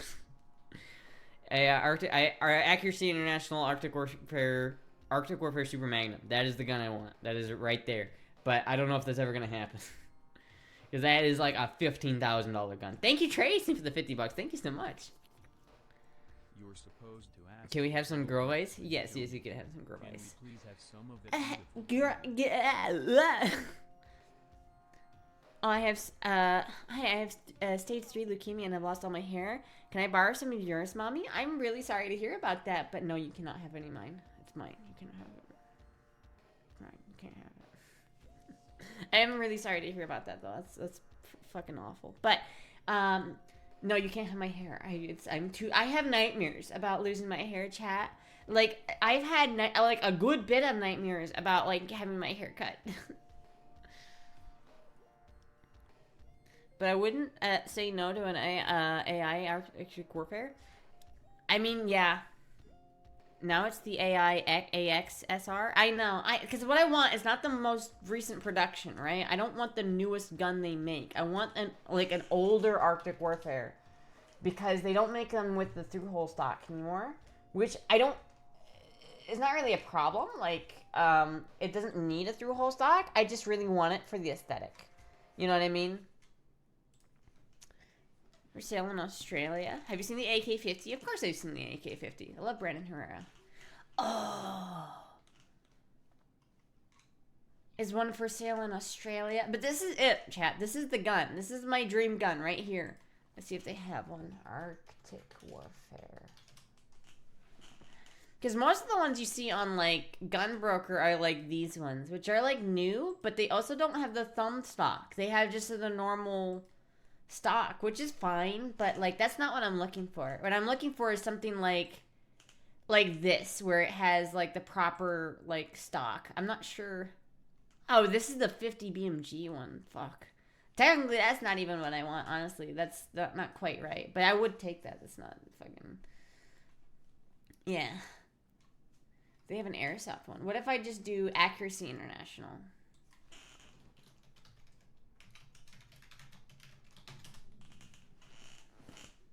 Here is a just the chassis. So just the stock, not the gun, not the actual Arctic Warfare, but just the stock for $4,000. $4,000. Honestly, at this point, chat, I wouldn't mind having like a police trade-in. Ooh, look at this one. That's not bad. $2,000 for the bid on that. That's not bad. That's probably gonna go up a lot though. That's not gonna sell for $2,000. There's no way that sells for $2,000. Oh, here's another one that I want. There are a couple of them. This would work. That would be fucking sick. I don't know what kind of optic he's got on that, but I don't really care about that. I would put my own optic on it. Ah, fuck, it's such a sexy gun. It is such a sexy gun. I really do want... I really do want one eventually. It's just such an unobtainium gun, though. Because it's like... I feel like to get this gun properly, unless I get really lucky and find one that's cheaper, it's going to be like $15,000. Because, like, I could get this, but this is like... I guess this is $5,000. That's not so bad. Maybe. I mean, not like I have $5,000 to spend on a gun right now, but, you know. Ooh. I have a bayonet for this. I kind of want to get one of these simply because of the bayonet. Though I hear they don't run very well, but I'm not sure.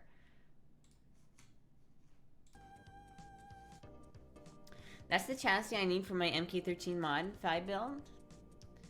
We can get that gun over here unless you have a special... You can't get that gun over here unless you have a special license, which is almost impossible to get. Why would you need a license for a bolt gun? That doesn't make any sense. It's not even semi-automatic. It's a bolt gun. Like, how do you make legislation about that and not every hunting gun ever made? But that's the only AT, not the AW. AW has stay alive features. That's true. Like, yeah, I have varying levels, right? The gun that I want is just like the 330, the actual Arctic Warfare, right? That's what I want. But, like, you know, those are really hard to find. And really what I care about is just getting that core action with the thumbhole stock. So, like, if I got, you know, like, something that wasn't quite the Arctic Warfare, but it still looked close enough, I would probably be okay with that, to be honest with you. But I don't know. To be honest with you, if I ever get money for any of them, I'd probably just be picky about it. Just because, like, if I had that much money, I might as well. It's too big a caliber. Even a bolt gun could be a problem. Really? The fuck? Too big a caliber. So that... Hold on, chat. Does that mean... Does that mean...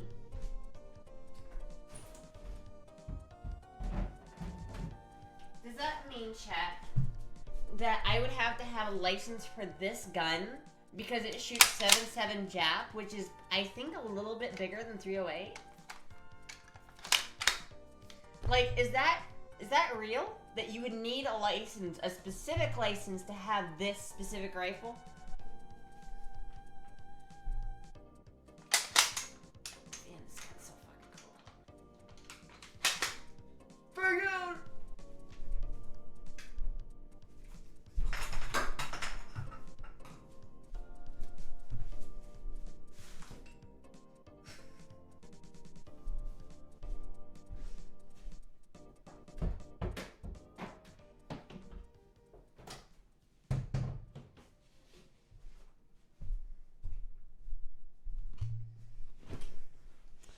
License required? What the fuck?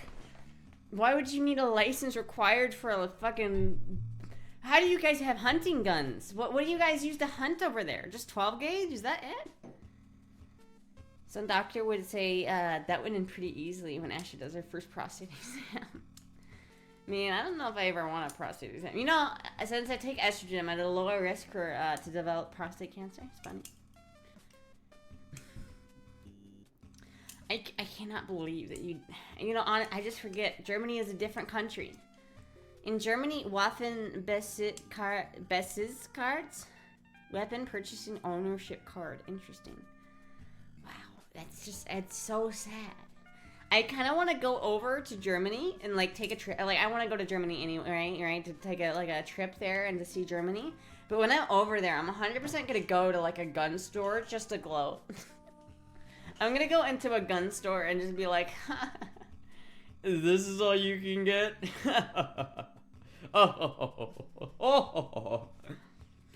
That bolt goes on the yellow one. The what? That bolt gun goes on the yellow one. Interesting. Here you need a license for everything. Oh, you got a license for that TV? Oi, oi, oi, you got a license for that TV?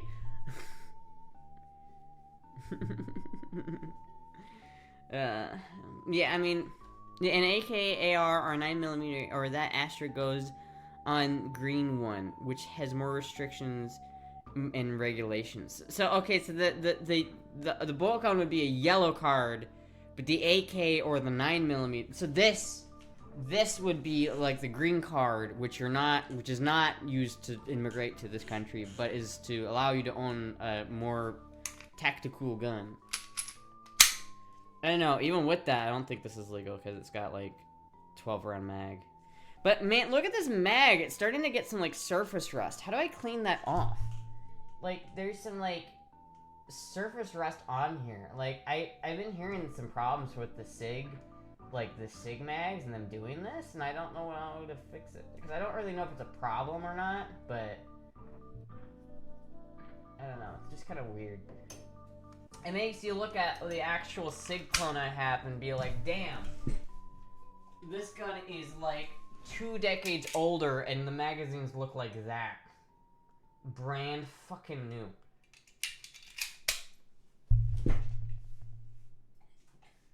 What are you doing over there, Sig? Stella Wool and CLP maybe. Good license for that license. Hand behind your back, bruv. Sigma femboy. Sigma femboy. Blech. Sigma femboy. I need to get a magazine for that AK. It doesn't look right without the magazine, chat. Hold on, I'll be right back. I need a magazine.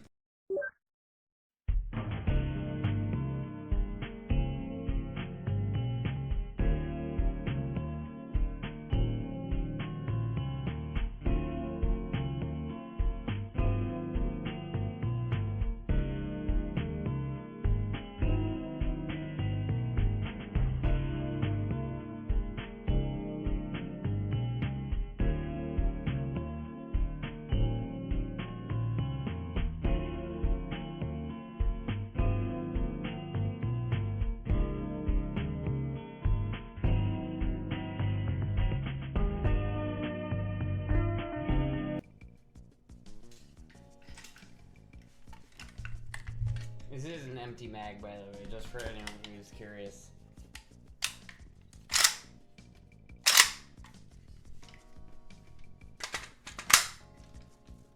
And the RPK mag on the AK. See, there we go.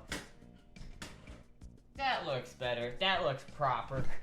That looks like it's supposed to.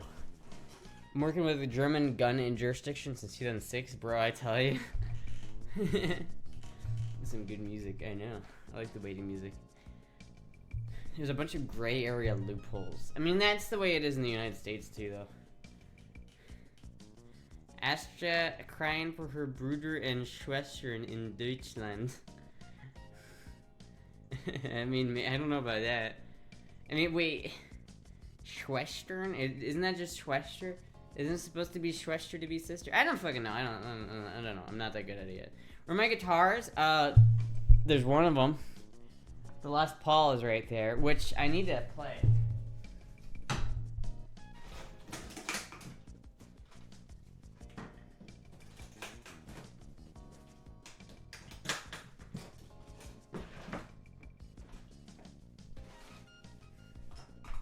Look at that. Look at that gorgeous guitar.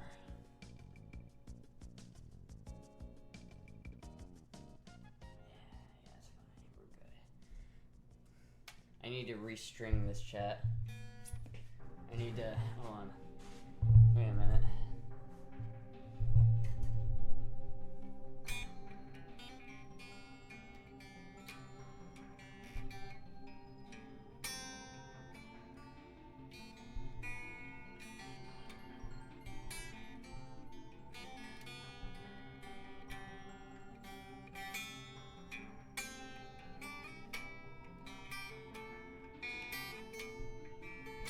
That shit's out of tune.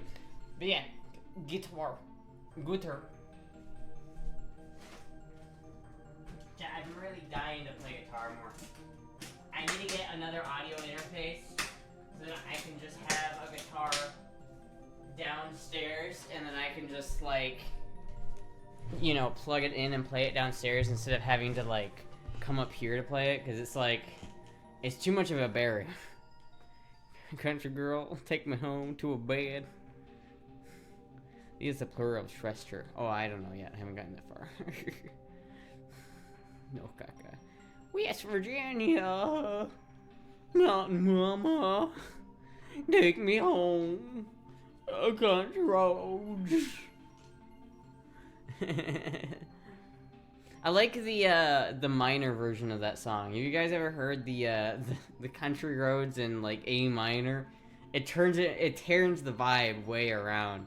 It really it turns it into like a horror song. I like that version better. the take country homes in minor. Yeah, hold on. Yeah, I could probably play a little bit of it. Hold on. Just a bit. Because it's not the main version. I could probably get away with playing it a little bit. Hold on. Country roads minor. Here we go. Here we go, chat.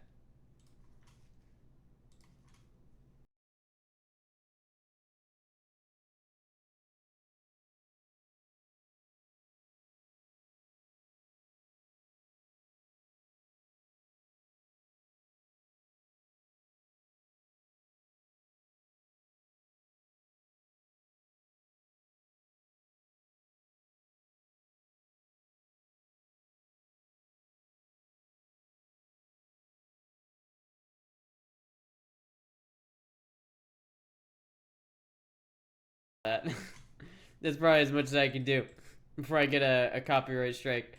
But like, it is pretty good.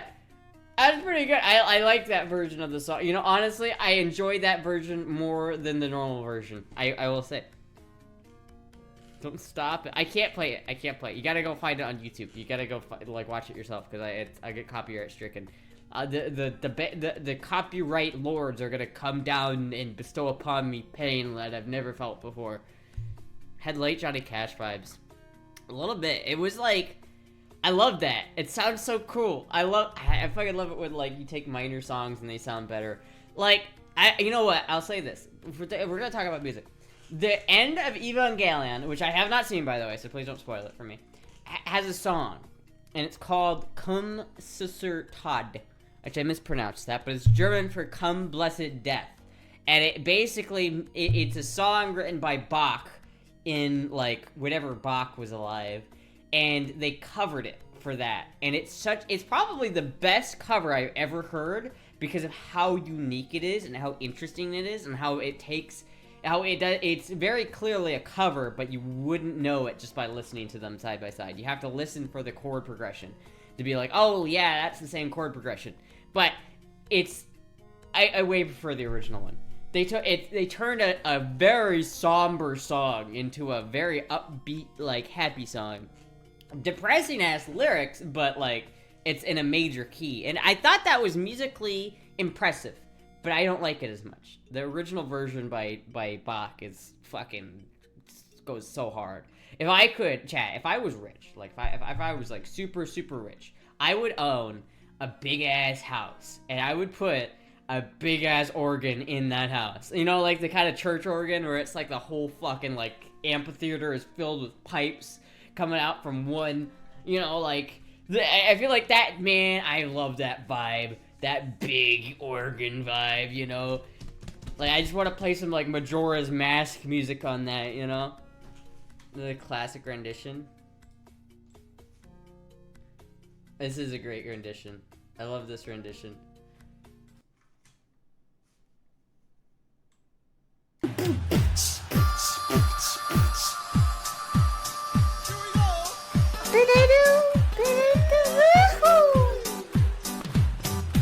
Almost heaven, West Virginia, Blue Ridge Mountain, Shenandoah River.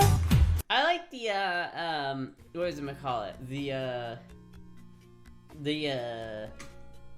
Old Town Road cover that they did. They did an Old Town Road cover, which is pretty good. How much channel points from me singing? Oh, you're gonna need a lot of channel points for that, man. I know. I don't sing. Asher needs a tube organ with 50s, with 48 plus 66s in it. Oh my god, that would be killer. They make tube organs? Can I buy? Okay, boobs. Question: Can I buy a tube organ like that, just like the organ part, and can I like build it? Cause that would be fucking sick. I'd be sick as fuck, dude. I would cream my pants over that. I would cream my pants to have that. Before solid state was cheap, all electric organs were tube. Interesting. Fuck yeah. I do think there's something special about like a full organ. You know what I mean? Like a full pipe organ that's like the size of the church itself. Because there is some crazy shit that you can do with that, man. If I was like I want to make an album and then use that in a song like that, seriously, just fucking killer organ. I wonder, hold on, can I go on, let's go on Craigslist right now. I want to see, I want to see, can I find this? Craigslist. Not Des Moines, that's not where I want. We're just gonna go like, kind of continental US here.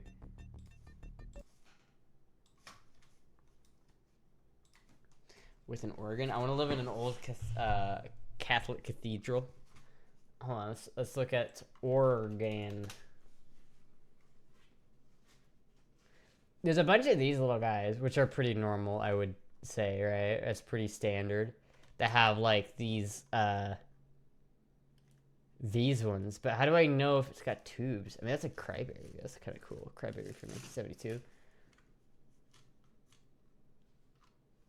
Oh, that's cool.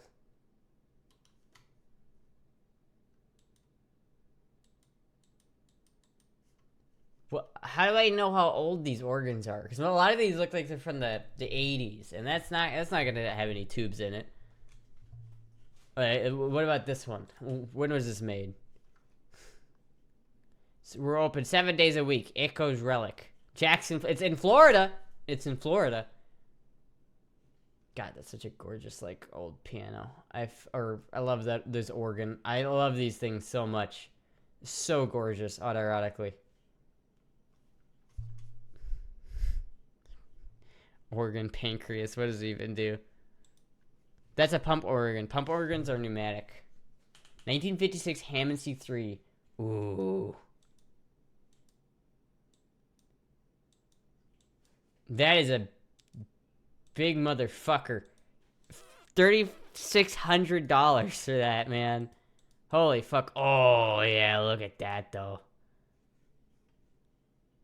Look at that. Not that many tubes, though. It's only got, like, a small, like, power amp here. It's, like... That's basically the size of a guitar amp. Except for that big motherfucker right there. What the hell? What? Why does it need that? Well, is that a triode or a pentode? What the fuck is that? Why is that so big? That's like my Russian tube I have. Oh, it's not as big as I thought it was. That looked way bigger from a distance. It is still a pretty big tube, but that makes sense. I thought it was like twice that size. Well, I wonder, can I find any of these non pump organs like this one? Free to a good home. When was it made? Definitely probably 90s if I had to guess. Alright, I'm trying to get like 60s, like pre 60s here. The rotary speaker accessory is worth about $800 alone. Oh, it's got the rotary speaker? Oh, that's what that is. Oh. That's actually really cool. That's actually worth a lot of money. Oh yeah, I do. Oh, fuck that. That's actually really cool. Oh, fuck, that is really cool. Shit. Oh, God. Damn it, this is really fucking cool. Let's see. Damn. 1926. Oh, fuck. I can't tell. Is this a... It's in Gotham? It's in Gotham. It's in Gotham. Is this a pump? What? Is this a pneumatic organ? 1926. Wow. That's pretty fucking crazy. Looks bigger from a distance. That's what she said. Still about the organ Doppler effect. There's big pumps that equals pneumatic. I know that, but these aren't pumps. Those are foot pedals. Because, like, I know, like, on a normal organ, you have, like, another set of pedals.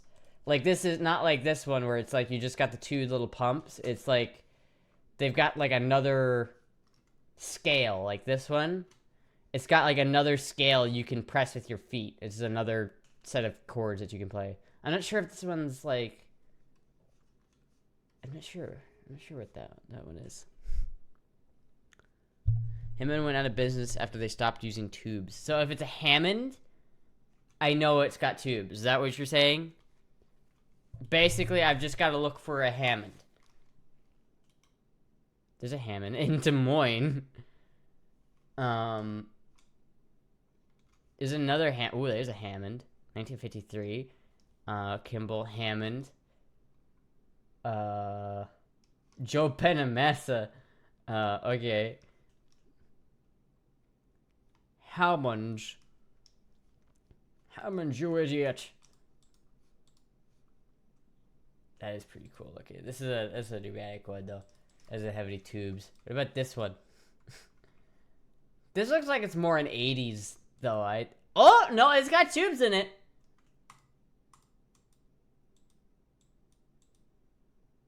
And he put the stupid little bands around the tube to stop them from vibrating. I'm not sure if that's a real thing though.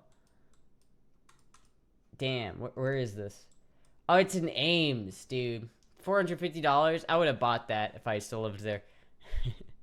Except not really, because I don't have that much money. But, you know, I would have wanted to have bought it. Oh, this is like the other one. It's got the rotating speaker, too. That's really cool. Fuck.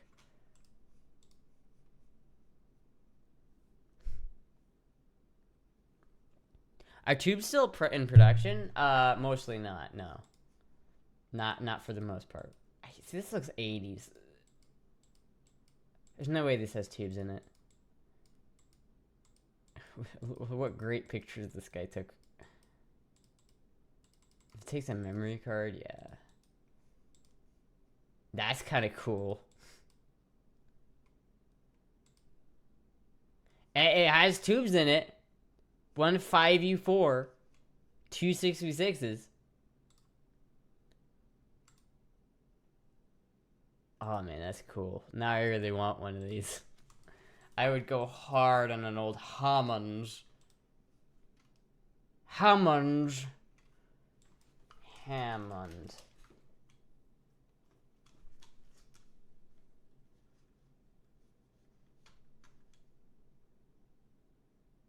Some of these are like free. Let's go, instead of searching this area, let's just do Florida. What do we got in Florida for Hammond organs? There's that one. There's that one with the panda bear. Not a lot else though. Not a lot else that's in my price range.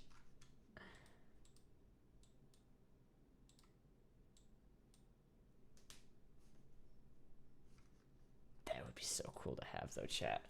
Fuck, I could make so much cool music with this. I make so much cool music. I'm all acoustic, so if I'm out of the loop. I got mine from free. It's from 1926. That's cool as shit. If you want Baldwin Electric Organ Model 42 HP2, the Leslie Doppler add-on speaker. Oh, now see, this is what I want. Oh fuck, that's what you said. Yeah, that's what you're talking about. Oh, dude. That is a lot of tubes going on. That is a lot of tube action. That is a lot of tube action.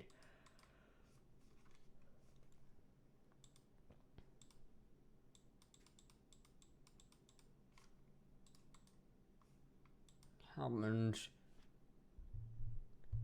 M2 M3 also 20 wait no fucking way. No wait it's a how would you like a Hammond B3 Leslie 122 Hammond organ, or may I interest you in a 2020 Toyota Corolla? I mean, it's, you know what, that's fair. Just shove that in there. You know what, maybe someone will bite. Shove that shit in there, just like, you know, fuck. German site with English site for tube? German vendor with English site for tubes? Yeah, there's a lot of tubes. There's some, a lot of manufacturers for tubes still, like, they still make them. Like, these are new, gas discharge tubes, that's kind of cool. But they like, you know, 1287, they make new ones, right? This is a new tube. It's just that there's a lot of debate on the internet whether new ones sound as good as the old ones, which reality, I'm not really sure, to be honest with you. Look at that panda. Look how sad he is. Tube driven, wait, what is that? Huh. Damn. Does it come with the bear if I buy it? Does it come with the bear? Tube talk with Astra. Like if I get a Fender Hot Rod Deluxe, is it still tube? I think so, yeah. Like if you get modern guitar amps that are fancy are tube driven. Like typically the only guitar amps that are not tubes are lower end ones. If you're paying like under $400 for an amp, there's a good chance it doesn't have tubes in it. But if you're paying over $400 for an amp, there's a good chance it does have tubes in it. But then again, that's like there's, you know, because there's examples contrary to that. Will tubes survive an EMP? I don't know. Like I don't even know what an MMP technically is. Like it's an electrical surge, right? So if you surged the electronics right, then yeah, it could blow up a vacuum tube if it was connected to a system that was vulnerable. Like if it overloaded your wall outlets and like gave them like 1,000 volts at the wall outlet, yeah, that'd fry your tube real quick. Unless the fuse blew, it might blow a fuse before it like lets that happen. If it's not on, if it's plugged in but not on, it might. But if it's not on and it's not plugged in, then no, you're probably fine. Tubes survive EMP, likely not, but probably better than transistors. Yeah, probably. You know that, chat. That makes me excited. Because when eventually we all EMP ourselves and no longer have any transistors, we're gonna have to go back to tubes, and I'm gonna be rich. Chat, I'm gonna be rich once we go back to vacuum tubes. I've got so many of them. I'm gonna be rich, chat. I'm gonna be rich with vacuum tubes. This one's got an X on it. I think it's broken. Tube survives. Why the Soviets used them for so long? That makes sense. That makes sense. And they're just cooler. They're just cooler than transistors. They just really are. Tubes will, but a DoD says 90% of fatalities within 6 months have been under this scenario. 90% of fatalities within about 6 months? Damn. I could swim in my tube horn, scratch my McDuck style if I wanted to. You might cut yourself and, like, potentially hurt yourself if you tried to swim in a big pile of vacuum tubes. I feel like that would end very badly and a very expensive. You'd probably spend all the money you got from the tubes on the hospital trip. Where's the wobbly fur baby? She's right there. Hi, Peanut. She's sitting over there on the. She's sitting right next to me. She's cozied up. Hey, Peanut. Have you ever shot any 300 Blackout? No, but I want to. I've never shot it, but I would like to. I think it's a cool cartridge. Like, that is the, when I was talking about ARs earlier and I wanted 3 of them, I think that's what I want the Mark 18 to be in, is like a shorter, like, I don't really care about getting specifically a Mark 18, I care about getting a short form factor and that shoots something with a really big slug. I don't care about velocity, I don't care about armor penetration, I care about shooting a big ass slug through the barrel. That's what I care about. I bring my SBR with me as a 300 Blackout upper, hell yeah. That's kind of what I'm talking about. Yeah, it's kind of like basically that. If you were in Germany, I'd be down bad. Oh, scheiße.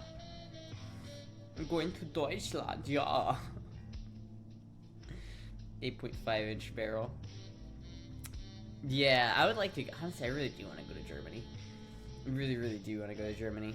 ATI P4, what is that? I don't know what that is, but if it's got an 8.5-inch barrel and it's not a handgun, that could be cool. Do you have a dedicated headphone amp? If yes, which one? I don't. I should. I don't. These are like 250 ohm. Oh, made in Germany. These are 250 ohm headphones, chat. I should, by all means, have an amp with these, but I don't. I don't have an amp with them. I just plug it straight into my computer, and it gets loud enough. Like, I've never had a scenario where I felt like my headphones could not get loud enough. So, I know that, like, it sounds better if you use a proper DAC or whatever it's called, but, like, I haven't gotten one yet. I want to get a tube one, but I haven't had the time. Or the money, to be honest with you. I bought these headphones back when I had disposable income, and now I do not have a disposable income, so I cannot afford the preamp that goes with them.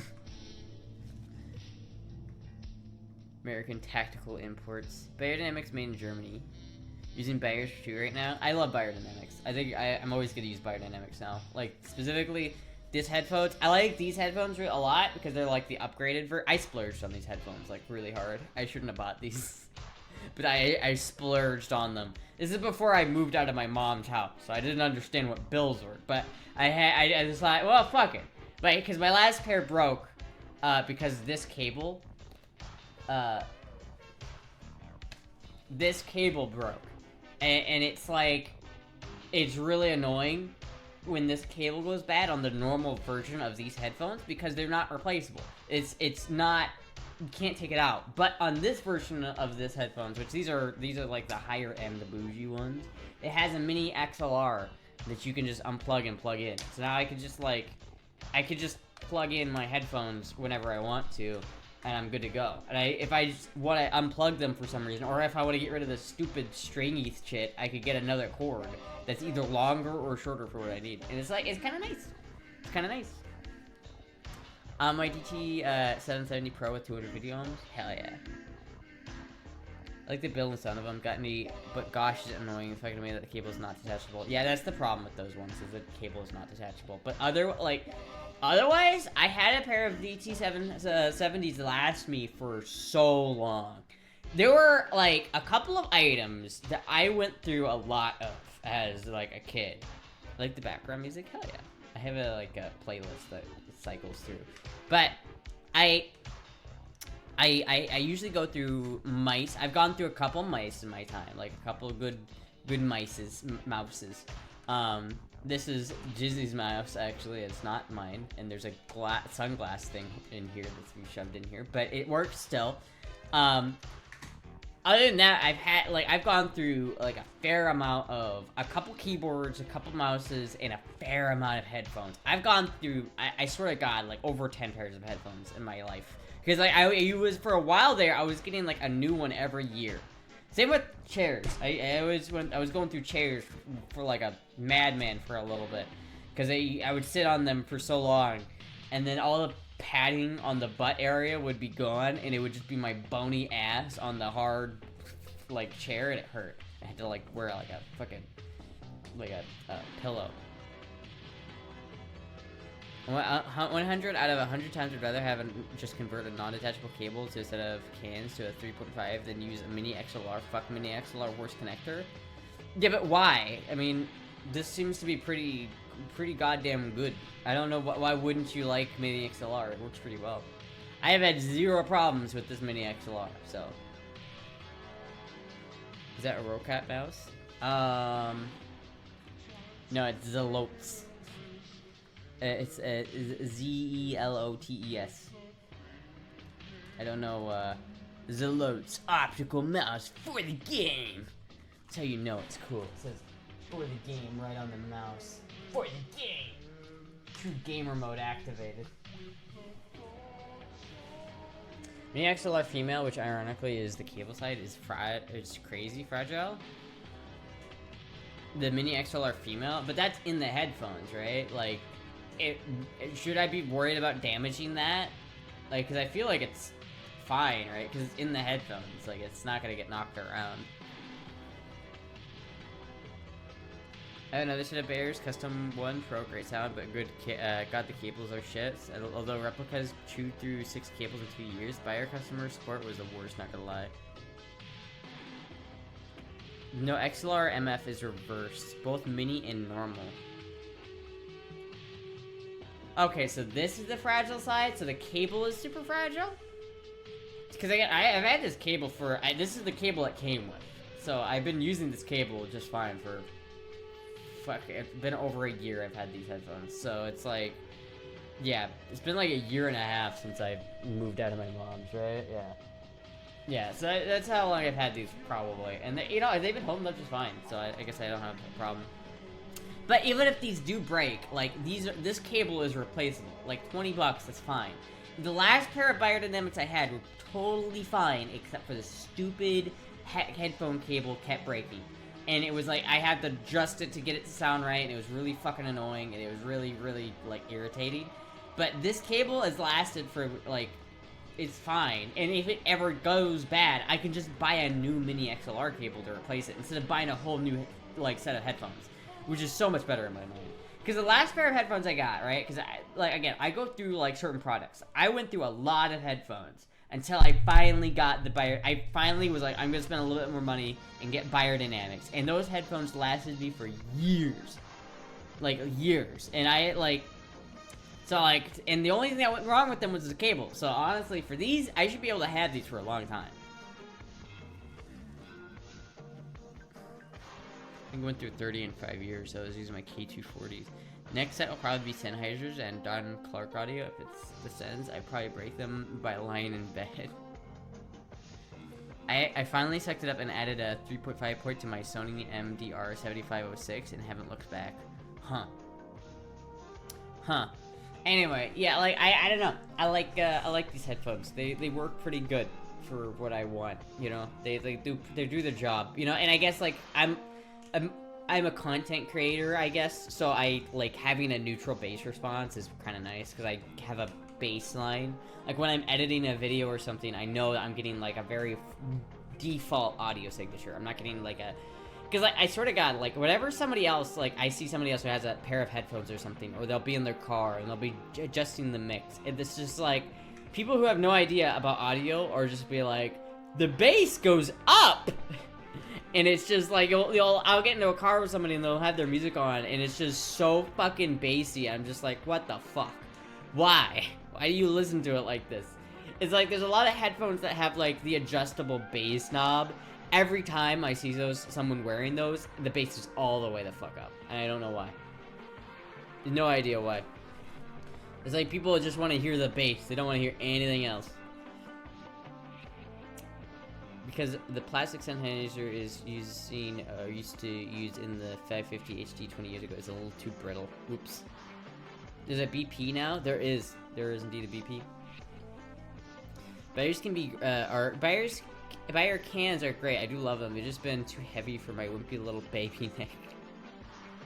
I mean, maybe. I don't know. These are pretty, for me, these headphones are pretty comfortable. They work pretty well. I've had some janky ass headphones in the chat, like, the past. Like, I've had some really fucked up. Have you ever, like, had, like, a situation where you need to, like, one side of the headphones breaks off, so you need to, like, duct tape it around your head?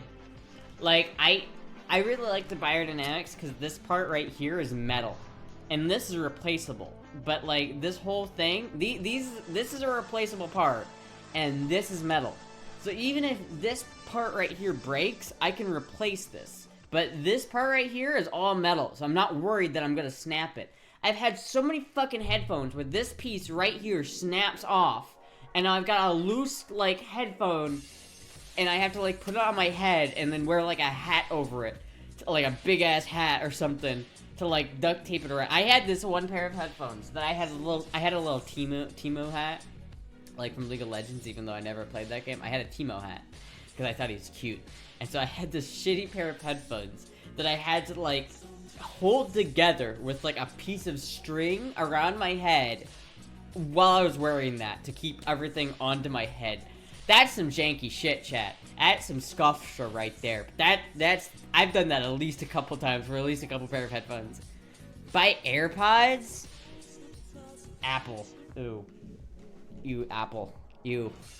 You could buy yeah, I mean, AirPods didn't exist before I got my first pair of Biodynamics, I don't think. But AirPods are also, like, really expensive. And I hate the, like, the fucking, like, the elitist attitude, like, oh my god, I got AirPods. What are you, peasant? You don't have AirPods? Like, honestly, AirPods are just so... I don't know how else to say it. AirPods are douchey. They are. They just are. They're so fucking douchey. Like, I see people walking around with that little fucking cum drop in their ear, and I'm just like, man, it's just douchey. I'm sorry to anybody in chat who has AirPods and likes them a lot, but fuck, they are douchey. They are so goddamn douchey, and I don't know. And for me, in-ear headphones, I've always heard, like, if I cannot wear in-ear headphones for longer than, like, an hour or two before my ears start to hurt really, really badly. I can wear these all day with no problem, and that's why I like them. Truth. It is the truth. AirPods Pro are good for what they are. Regular ones, not so much. I don't know, man. Anything Apple, it's just like, I would not buy an Apple product. Ooh, a Baldwin organ. That's pretty cool. It's not... It's about... Boobs, that organ's about, like, about $1,500 out of my budget. You put the wish list, maybe someone would get for you?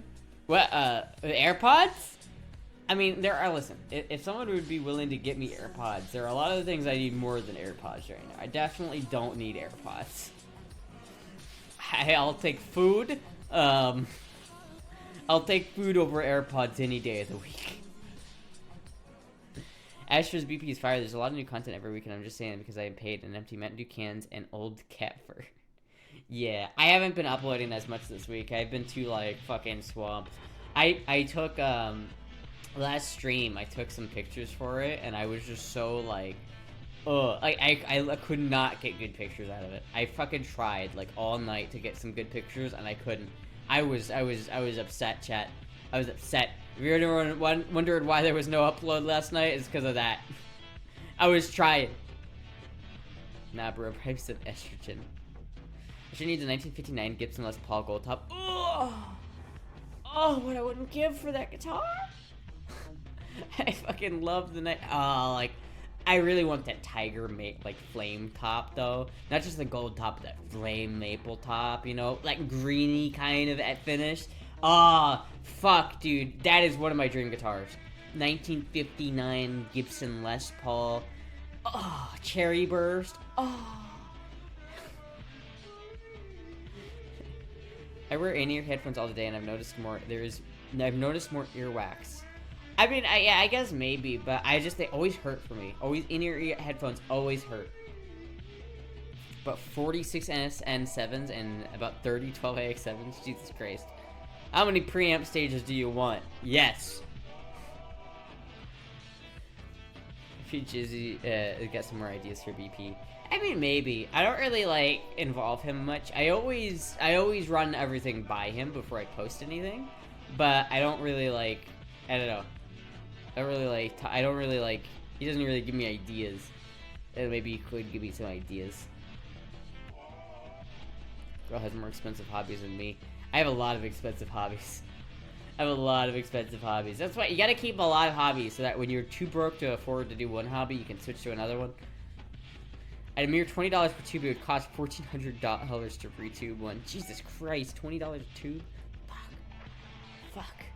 I mean, I guess 12x7s are pretty expensive. I already have, like, half of those 12x7s. I probably have, like, I probably have, like, 10 12x7s. I traded it towards a Martin. I had a mid-70s gold top that was so green. Fuck, why would you sell that for a Martin?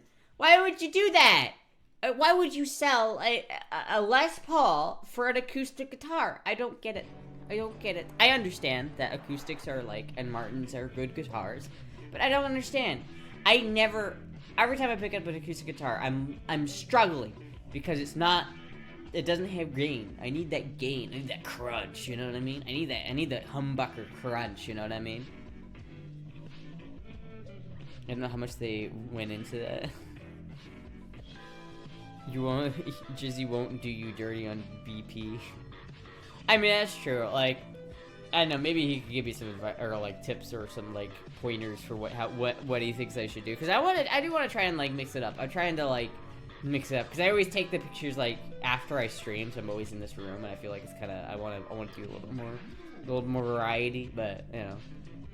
I played bluegrass and jazz mostly. Well, that makes sense. I can't stand bluegrass. I'm sorry, I can't stand bluegrass. My dad was so into bluegrass. Like, he is still into... When I was a kid, I listened to so much bluegrass as a kid, unwillfully, that it's just like, I can't do it. Why did I leave the plow in the field and go get a job in the town? Like, same song every time. Fucking same chord progressions. What do you know? C, D, and G, and on the guitar, or you can play any fucking bluegrass song. I guarantee you. It's fucking so samey. There's no variety in bluegrass. It's the same song done 50 gajillion times. I traded it for an HD 28 VS. I don't know what that is, but I'm upset because it's not. Yeah, it's not a gold topless ball. I don't really like old school bluegrass. I mean, I don't know. I haven't heard much else because every time I hear bluegrass, it's just my dad's music, and it's just like, the amount of money. You want to talk about money and instruments? The amount of money that people who play bluegrass spend on their instruments. There is a subsect of people where most of the people who are into heavy metal do not have more money wrapped up into instruments than the people who make heavy metal have, right? The people who make heavy metal have a lot of money worth of instruments, and the people who listen to heavy metal don't. For bluegrass, it's the opposite. The people who play the instruments have no money, and they don't have good instruments. But the people who listen to bluegrass spend all of their money on the instruments and have, like, your mandolin costs less than $15,000?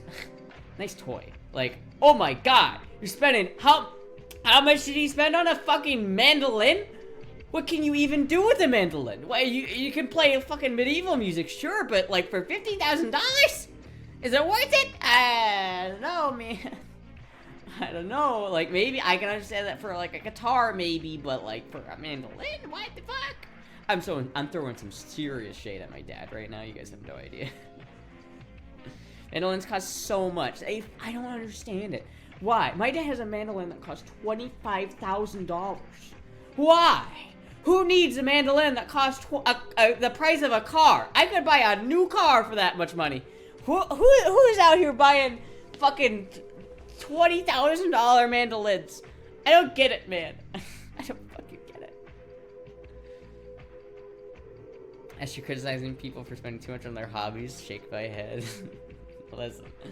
Listen. My hobbies are at least cool. And I'm gonna spend like $50,000 on a gun. At least I've got a gun, you know what I mean? That's cool. But fucking mandolin? Man, what the fuck? It did not cost 25K though. Well, yours isn't a true mandolin, obviously. Oh, you don't have a real mandolin. I have a real mandolin. Except I don't have a mandolin. And honestly, I don't know why I would ever buy a mandolin. Like, I guess if I played bluegrass, but like, bluegrass seems like the kind of music where the quality of the instrument doesn't really matter. It's more so the kind of vibe. And at that point, like, is there really like, how much does $24,000 really do? Compared to like $1,000 mandolin to a $25,000 mandolin, what does that do? Where does that money go? Where does that money go? Like, you can't hear that. You're never gonna hear that. I don't know. Nuts over a tube organ. My hobbies are at least cool. Tube organs are cool, okay? They have vacuum tubes. You can't tell me. You can't tell me that this is not cool. Alright? You cannot tell me that this is not cool. This is fucking cool. This is cool as shit. Look at this cat. Look at how cool this is. Look at how cool my vacuum tube collection is. Look at this. Look, it says RCA on it, because it's cool. It's a vacuum tube. Look at that. Look at that cool vacuum tube. You know how many vacuum tubes a mandolin has? Fucking 0. That's how many, and that's why it'll never be as cool as a tube organ. How could you be so incorrect? Makes me all warm. I think if you listen to Chris Tile, you get the mandolin as a musician. I mean, there have been songs that I've appreciated the mandolin, but the mandolin is a very percussive instrument. It's very, like, I would say a person who plays mandolin is more a percussionist than they are, like, not a percussionist, right? So it's like, I like, half of mandolin is just, like, dead strumming. And I don't get it. And when you buy an instrument like a mandolin, you are limited to like 3 genres of music, unless you're being like really weird and cracky and weird and doing it. Hey, look at me! I got a mandolin and a metal song. But like, realistically, the mandolin is good for country, fucking, and bluegrass, and medieval music. Those are the 3 options you have. If you own a mandolin, you can play those 3 types of music with it: fucking country, bluegrass, and medieval music. That's it. That's all you got. If you got an electric guitar, like a Stratocaster, you can play blues, you can play jazz, you can play heavy metal, you can play rock and roll, you can play rockabilly, you can play fucking surf rock, you can play whatever the fuck you want. But you can't play all that shit on a mandolin. I'll put some links in the Discord. Okay, I'll listen to it. I'll give it a shot. Oh my god, I ordered food. I got here an hour ago. I hope it's still good. Hold on, I'll be right back, Chad.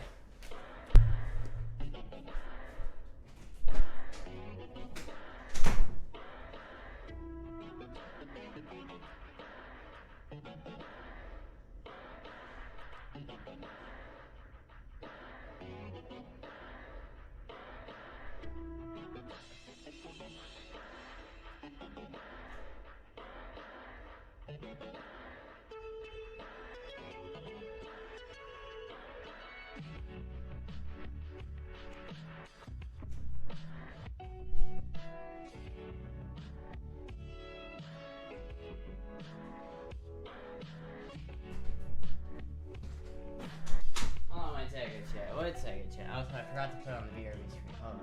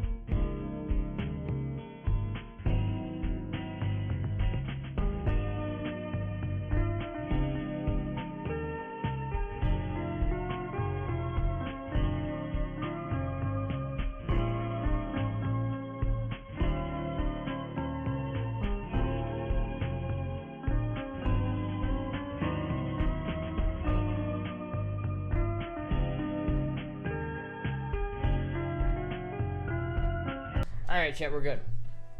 I thought that,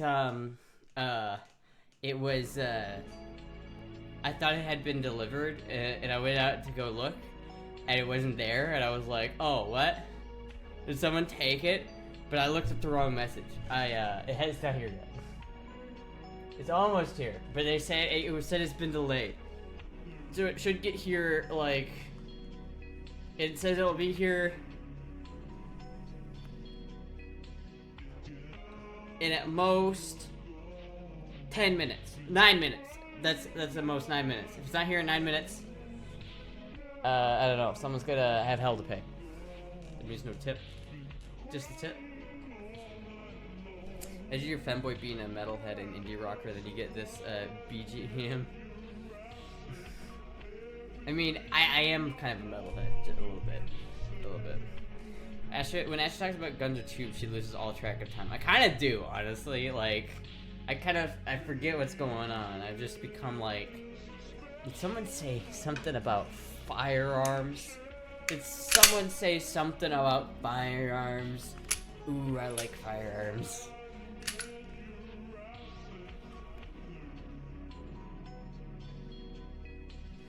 I like firearms.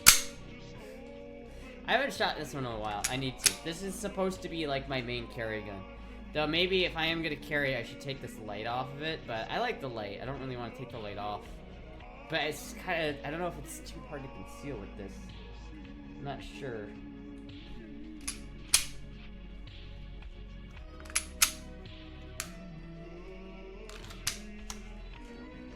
Guns, guitars, and femboys. America.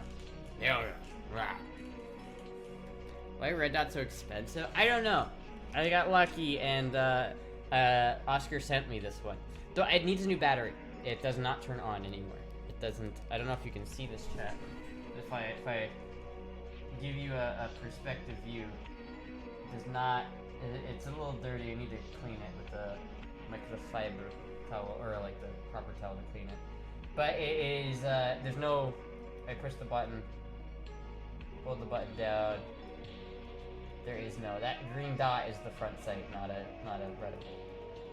So I need to get a new battery for it. I thought it was supposed to last longer than this, but it did not. It did not last that long.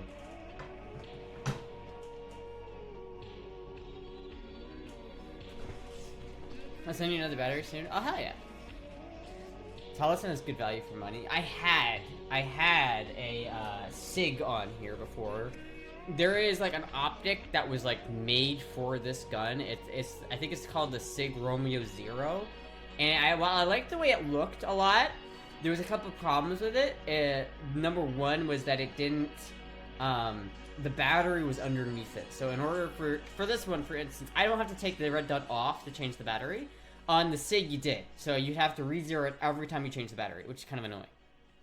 Right, the Romeo Zero. Yeah, they're such ass. Well, it broke. It just stopped working, right? Like, I was shooting it like normal, and I didn't put that many rounds through it. Probably only like 100 rounds must have through that with that sight, and it didn't hold up. It really didn't. I really should learn how to, like, I kind of think I want to carry this gun as well.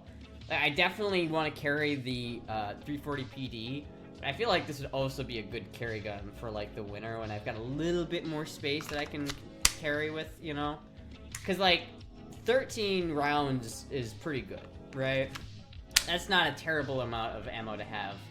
I don't know, is 13 rounds of 9mm better than 5-6 rounds of 357? I don't know. I feel like, I don't know. Does this like, what are the velocity differences between this? Like, I know that you can get 1,300 feet-pound for 1,300 FPS, like, out of 9mm, right? But you need the right barrel. Like, I don't know what kind of velocities you're getting out of a 1.5 inch barrel like this. This is like a 2-inch barrel, if that. So, like, do you really get that much velocity? I don't know. Because honestly, like, the barrel on this one is about the same length as the barrel on this one. So, like, if you look at that, in fact, the barrel's actually a little bit longer if you compare, like, the direct chamber to chamber. The barrel is a little bit longer.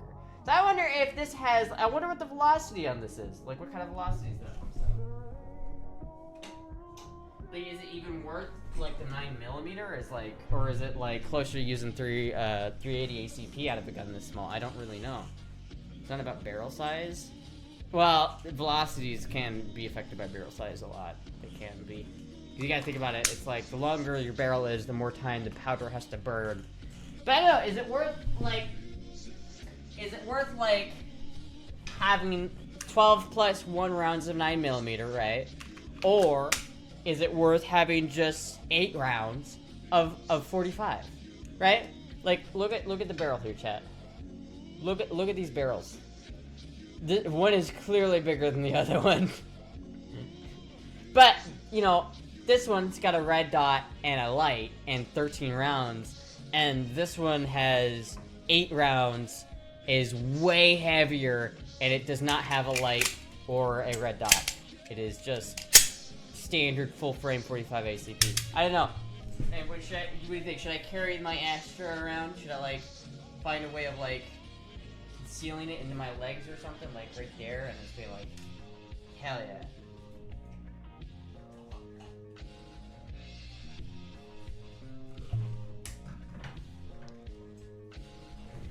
Guns have published ballistics. It's true. The barrel on the 365 is about my pee-pee. Notice the kappa. It's about the motion in the ocean. Yes, it's how you use it. It's not the length of the tool, it's how you use it. 9mm performs better than 38 special, 38 special plus plea, and is similar in performance to 9mm and 357 Magnum. And 9mm performance similar to 9mm. 357 Magnum is slightly more powerful. I know that. I know that 357 is more powerful, but out of this gun, right? Out of this gun, I think it's slightly more powerful than 9 out of this, but I know that once you go into like the snub noses, the 357 turns closer to 9mm than it does. Like, 357 out of a barrel this short is closer ballistically to a 9mm, or velocity-wise, to a 9mm than it is to, like, a normal 357. Because, like, what is a normal 357 velocity? Like, what, 1,400 foot-pounds, or 1,400 feet per second? And, like, a normal 9mm is, like, what, 1,200 feet per second? I don't know. I'm pulling these numbers out of my ass. I don't really know anything. 357 drops sharply in performance when you get below 3 to 4 inch a barrel. Yeah, that's what I thought. I still think it's worth it, but like, man, I don't know. It's like, fuck, dude, this hurts my hand to shoot. This hurts my hand to shoot, but you know, I just gotta get better. I just gotta get fucking good. Because I could conceal carry something like this, right? This would be assuming it has a bobbed trigger or a bobbed hammer and not this full hammer. Like, say this, but it's a Smith & Wesson 340 or whatever. That is so much easier to conceal than this, right? This is slightly thinner, if you can look at that, but this is so much shorter. From, like, the hand grip to, like, the end of the barrel, like, from here to here, it's just a lot shorter. So I feel like this is way easier to conceal, and it's a lot thinner in most spots other than the cylinder. I don't know, I feel like this is way easier for me to conceal than this one. Or at least without printing, anyway. Because I don't know how I would conceal this without printing, but I could not print if I carried this. So, I don't know.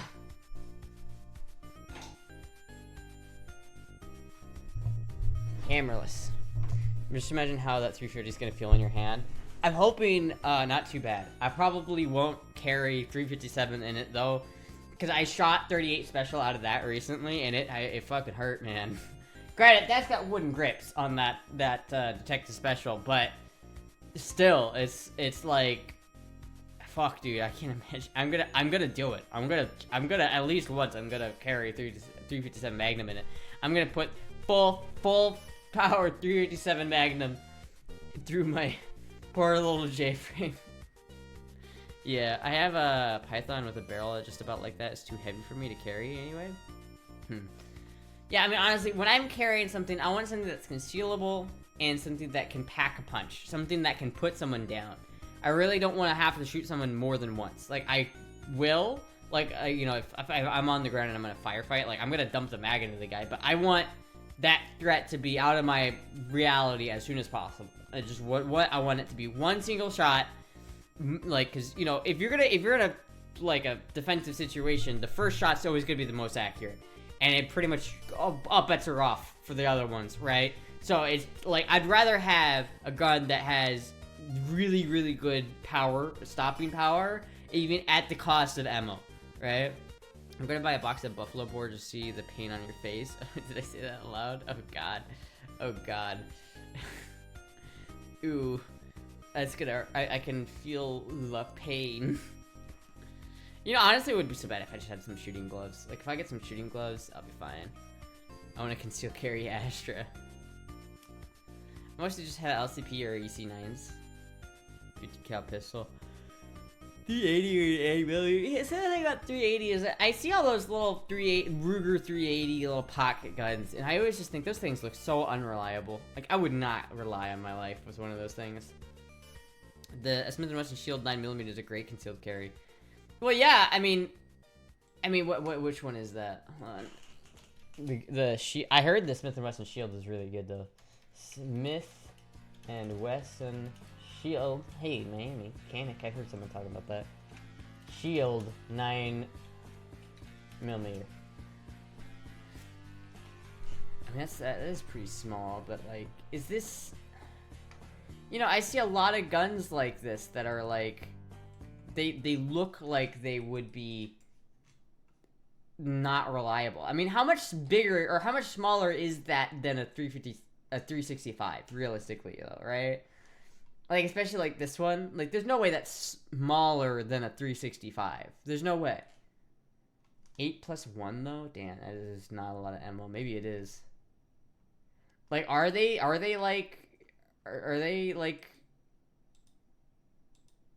just fucking small? Like, maybe I gotta hold one or something, because like I don't like the 365. It's pretty fucking small. Like, I'm not sure how you're gonna get much smaller than that. Basically the same size as a 365. Yeah, like at that point I like my 365. I have no complaints with my 365, right? Like, the 365 is really good. I have a trigger kit in the 365 though, so it's like the trigger is slightly different than it is on a stock 365, but I really like this trigger. Much more crisp, much lighter. It felt a little bit mushy the last time. Oh fuck! I just dropped my mag on my dick. I felt like it was mushy before, but I'm really glad. Like, I'm really happy with it after that. Like, I don't really feel like I would need a Smith & Wesson Shield. You know, no, I already have that one. Well, it's like, what else are you gonna, you know? Oh, gamer gun, Miami. That's actually kind of cool. It comes with all that shit. What even is that? It comes with a mini one. Why? That's kind of. I like that. It comes with a palm tree on the case. I like that. I like that, Chad. I want this gun. It's got a palm tree on the gun. Oh my god, it has a palm tree on the gun. I want it, chat. I want it. Miami Night Signature Series. I want it. Have you tried the LEC9s? I have not. What is that? Plus. Oh. The SIG does not want me to look for new guns. What was it? EC9? Yeah, these are the ones I see a lot, you know? These, like, they're super cheap, like $400.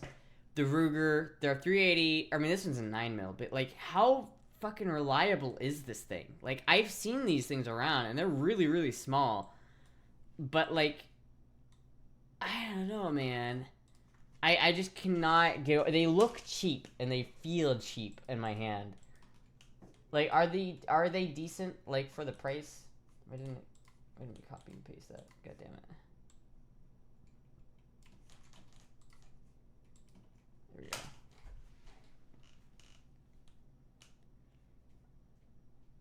I don't know, does it fucking work? Like, you just get on the shooting. I don't wanna hear that. Like, that looks pretty big though, like, like, looking at it in reality though. It looks bigger than I thought it was.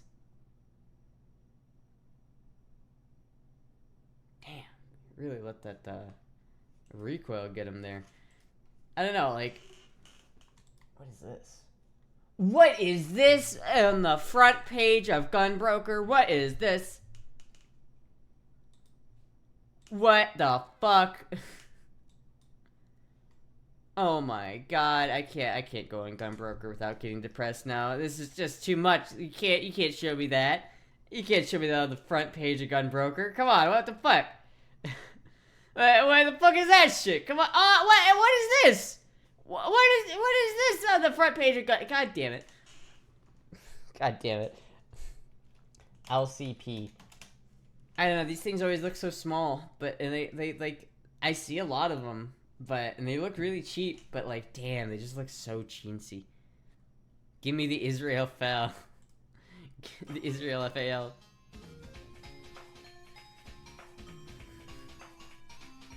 Please buy a Raging Hunter revolver. Do you mean the Raging Bull revolver? Glock 49 9mm Beach Day. Oh, that one's got palm trees. I like that. I know that they make like special Glocks. I would buy this Glock because of the palm trees. I like that. It's not the clock. It's not the Glock, the cow Glock, but it is a Glock. I like the palm trees. I like the palm tree on my guy. And what if I look up palm tree on Gunbroker? What comes up? Oh, that's not what I expected. Oh no. Oh no. That's not what I expected at all. Jesus Christ. Fuck. I can't show that, chat. I can't show that. I kind of want it. Because it's got a palm tree on it, but at the same time, it's not all it's got. For 80 bucks, oh my god. What the fuck?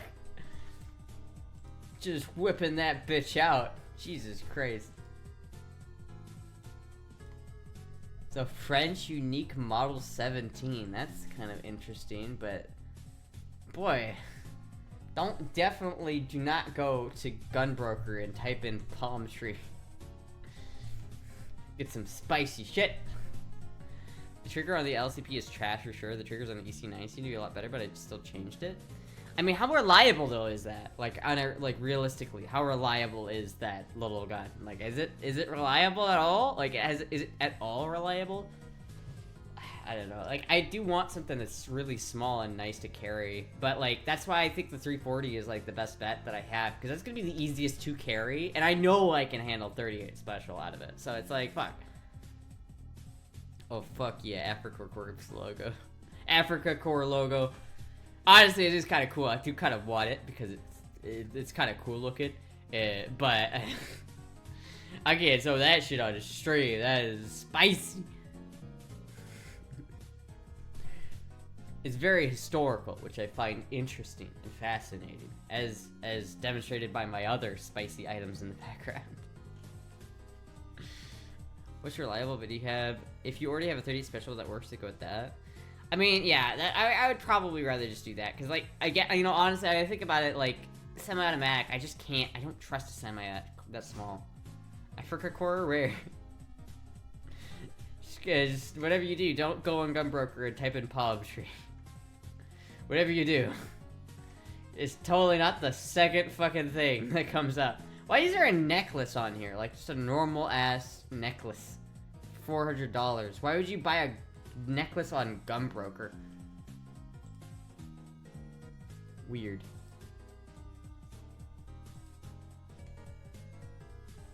Palm tree grips. What about this? Is it palm tree grips? I don't get that. Oh!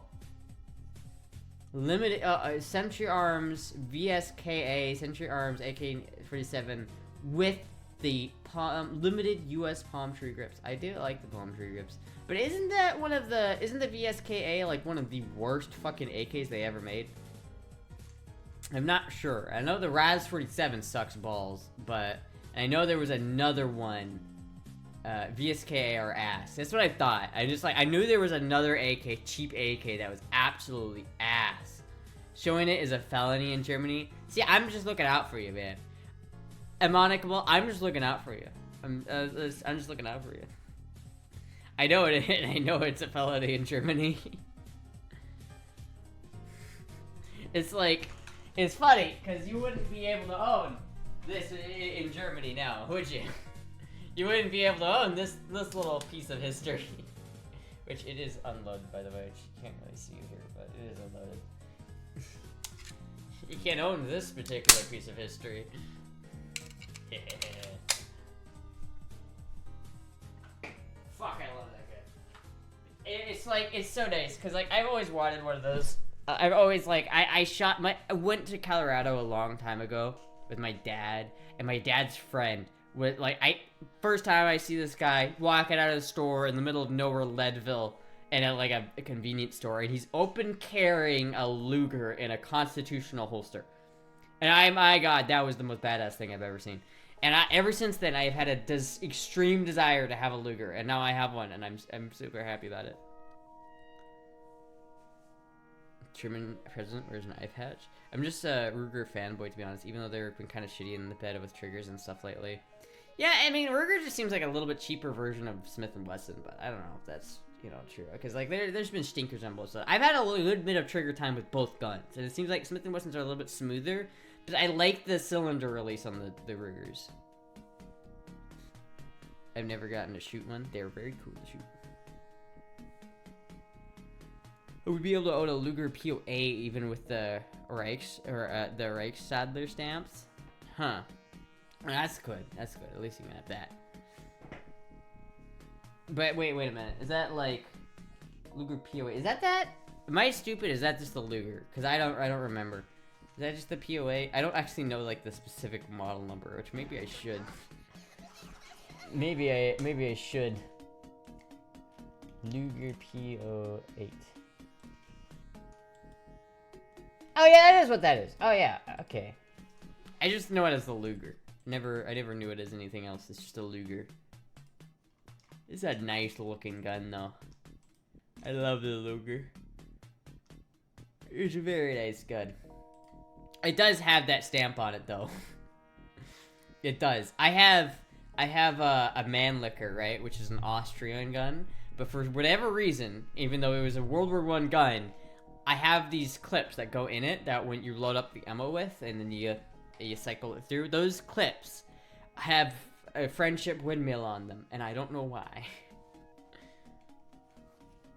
But if I go out in Hugo Boss strip that with that fashionable red armband, oh boy. Stripper clips? It's not a stripper clip. It's just a clip, because it's not. You don't strip it away. It's the kind that you shove in and you leave it there. You shove it in there and you cycle, and once you're done with the last round, the clip comes out the bottom. It's not a mag, but it's a clip, but it's not a stripper clip. It's just a clip. As long as there are no Taurus fans here.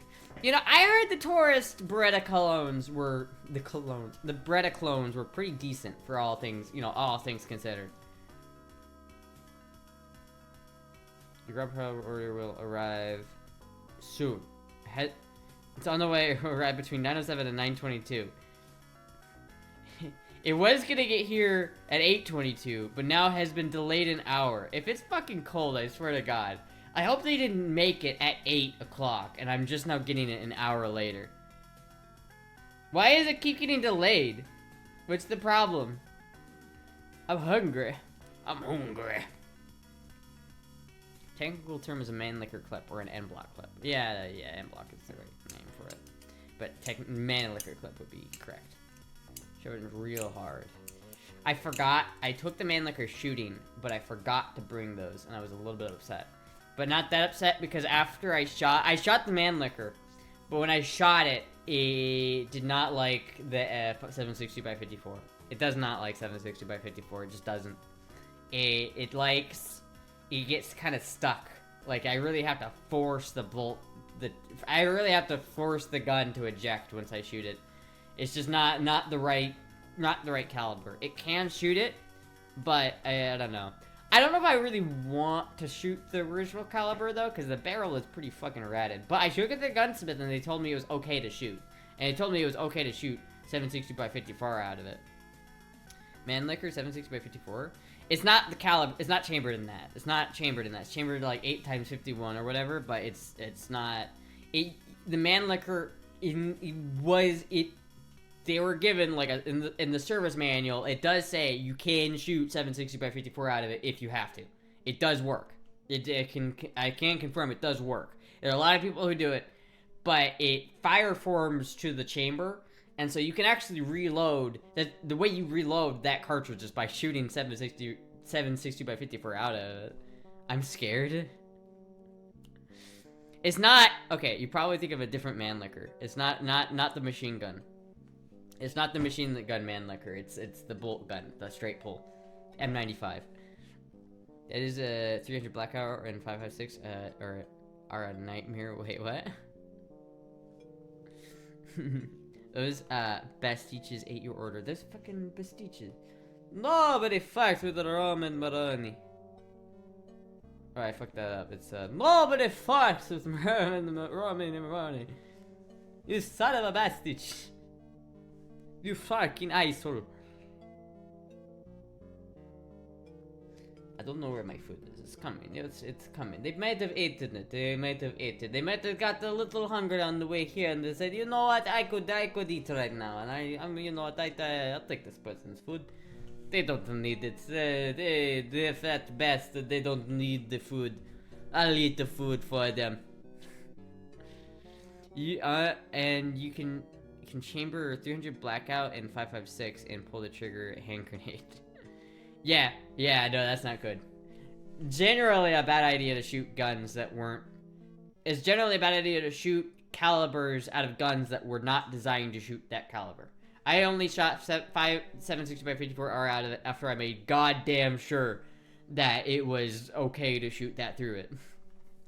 I didn't even shoot the gun before I guaranteed that it was safe, because like I had a gunsmith like look at it to make sure it was okay, because the barrel is very, very pitted.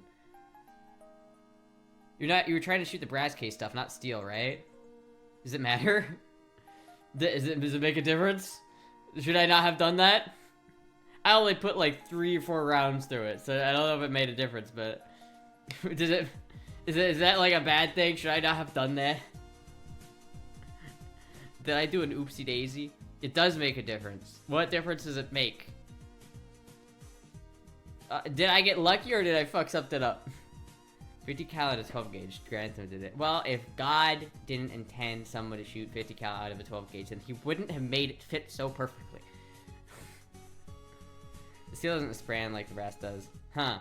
I guess I'll have to shoot some brass. I do have some brass 760 by 54R. Maybe next time I go to the range, I'll have to shoot some brass stuff through it and see if that changes it. I only shot it a couple times because it really didn't like that ammo, so I didn't shoot much of it through it. You get a lot more blow-by with the steel case. Yeah, well, the bullets were tumbling. The target had bullet-shaped holes in them, and I don't mean the round hole. I mean the shape of a bullet. The bullets were tumbling as soon as I left that fucking barrel. But steel case is also corrosive. Yeah. But listen, that barrel was so fucking pitted. It doesn't matter if you have the right ammo or not. It's not gonna be accurate. It's not the point of that gun. I do need to clean it though. I do want to clean it out. Oh, it was my tourist story. Fire for means steel. Listen, you just gotta be base. You just gotta fucking do it. Fuck it. All we know is a stick and a barrel for 50 cal and 12 gauge over unders. Clay shooting with more Scoville units. Clay shooting with more Scoville units. The clay shooting, but POV, the clay is your hand, and you just need to blow up your hand. I'd be cleaned that already. I haven't, so I guess I fucking probably should do that pretty quickly. I'll have to. I hope I have a cleaning rod long enough for that. I hope I do. I should. I have that Mosin cleaning rod. I'll run a rag through it tonight. Just need to wrap a little tape around the steel case. That would work.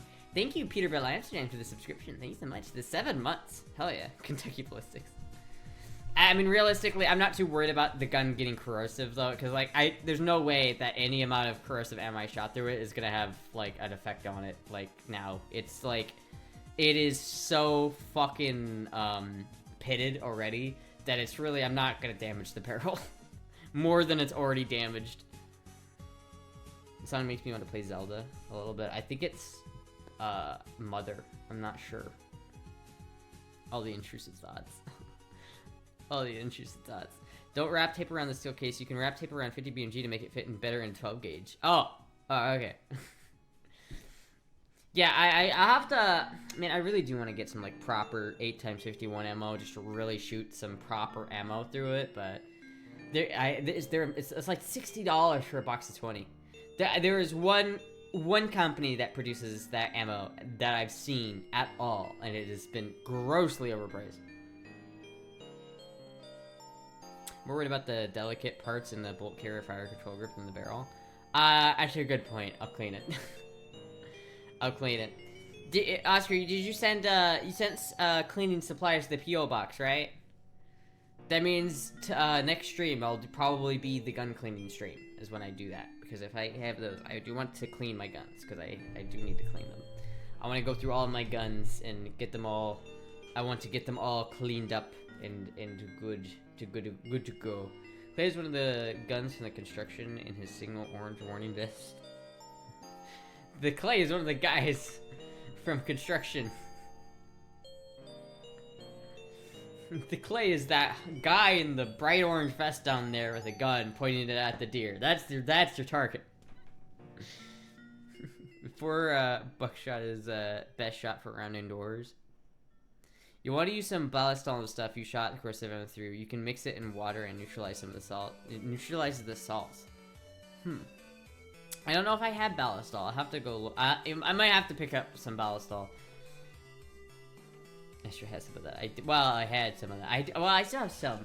I forgot. I was gonna bring like this whole a couple more boxes of shotgun ammo with me to the range. But I forgot. I forgot them. I just have it like sitting here. I just have a couple of rounds just, you know, chilling here. I've got some 10mm auto, even though I do not have a 10mm auto gun. I have some 380 auto, which I don't have a 380 either. But I also have these, which are birdshot, and these, which are also birdshot. So I guess I only have birdshot now that I think about it.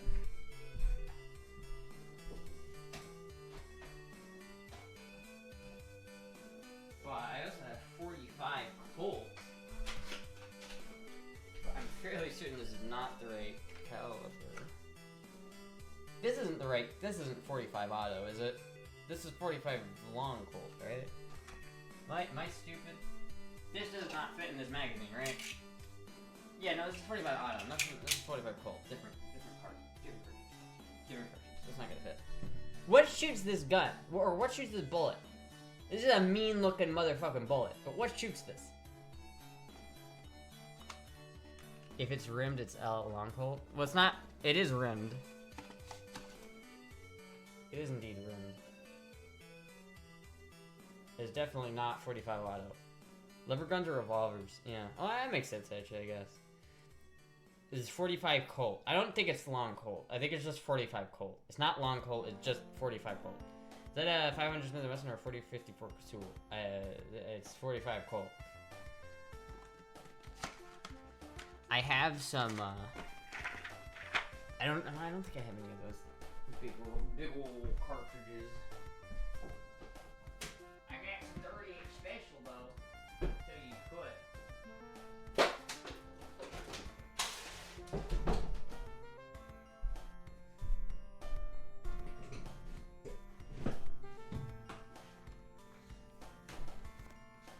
.45 Colt, you can shoot from a 454 Conceal? Yes. I don't have one though. I do not have a revolver chambered in this. I do not.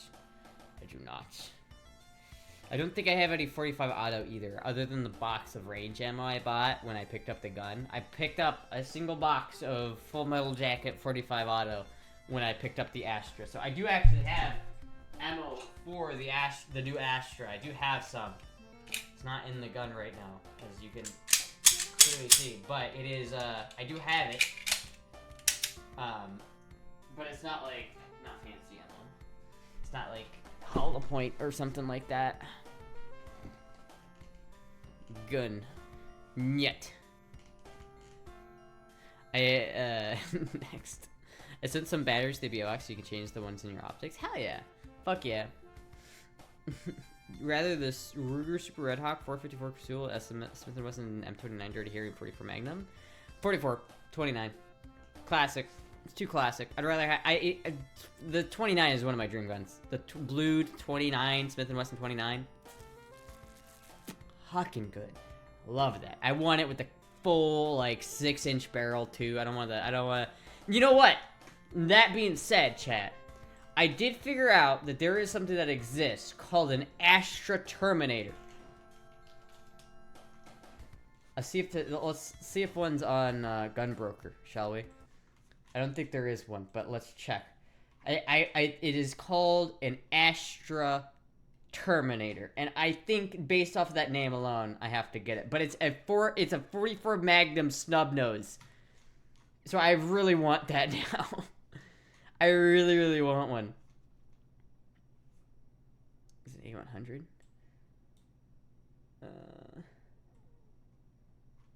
You know, I don't see a lot of A75s on here. I really don't. I see a lot of A100s and a couple A80s, but not a lot of A75. How much do they ask? $5,000 for that? Jesus Christ.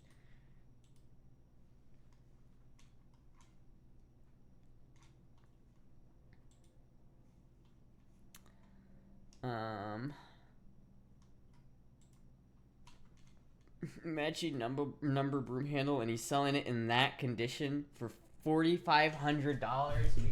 Meanwhile, mine's in like fucking immaculate condition. You probably can't see that, but it's in immaculate condition. I love this thing so much, chat.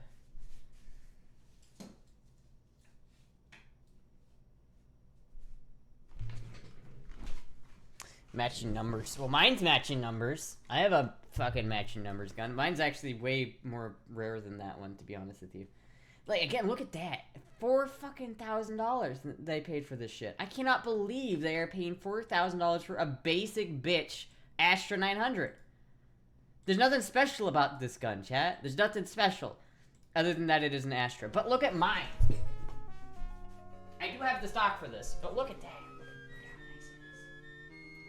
Look how pristine. If I can get it to focus. Look at the pristine. There it is. Look at that. It is parts matching, and it is a very, I don't know if you can see this, but it's 381 for the, is that 6? It's an 8. It's 381. This is the 381st Astra 900 ever fucking made, which is crazy. I want to take that gun to a gunsmith and someone who knows how to finish guns and really like ask for some help on really keeping that gun nice, because I really, really, really want to keep that gun nice. I do not want that gun to get fucked up. Astra Terminator sounds like something Astra should avoid. Wondering if the Smith & Wesson ever saw action. Oscar might know that, but I'm not sure if it has. But this is like, it's just not as good. Where did, okay, here we go. Here's my thing. See if they have, here's one of the 44 Magnum Astras. See, like, I really want one of these in 44. This is really nice. I like this gun a lot. It's an Astra, so I really like it. And I at this point, I think I might rather have this one than the 29 because it's like an Astra, and I'm starting to become an Astra collector. But there's that one, but I haven't seen the Terminator. The A100. I don't think there's an A75 on Gunbroker right now. Tragic for anybody that wants an A75. There's one at 357 revolver. Oh, that's not a thing. Let me try this. Astra Terminator 44 Magnum. Fuck, dude, look at that, chat. I really want that. I really want that. You know what? I want this and the 29. I'd be satisfied with that. Oh, dude, that is a badass fucking gun, man. Are there any for sale? How much are they going for? 1980s vintage. Yes, I'm 18. Sold. Motherfucker. Look at this gun, chat. Ah, that is gorgeous.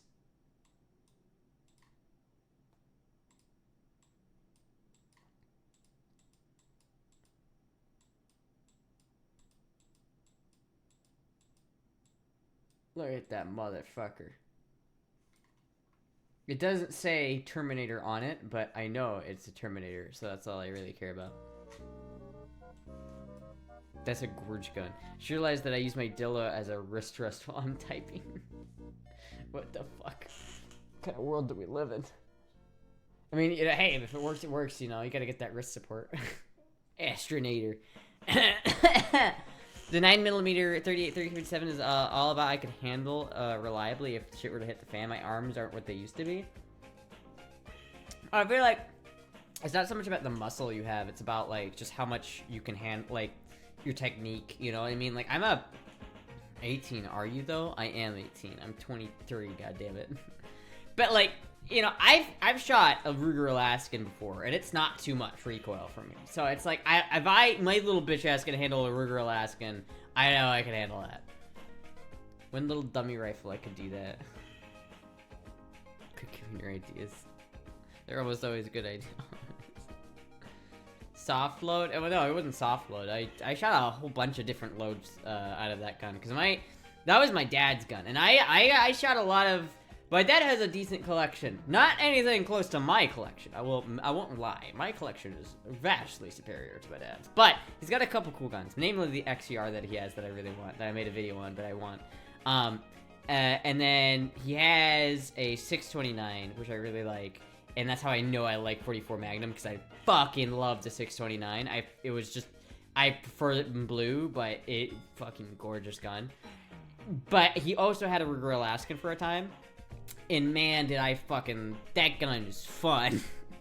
Not accurate, but it was... You know, my dad reloads ammo, so I shot a bunch of different types of ammo with different load variables. Hot loads, soft loads, all everything.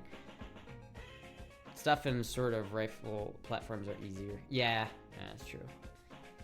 I gotta get a 44 lever gun too. Jizzy really wants a 44 lever gun. That's like he really wants one of those. Astra has to start an Astra museum and get a non-profit status for the Astra collection. Hell yeah! I mean, I'm getting a bit of a collection. I've got two of them. I've got two Astras. I've got the one from 1929 here, or 27, I think this might have been 27. I got that one, and then I've also got the one from 1990. Two Astras, both made in Spain, both wildly different firearms.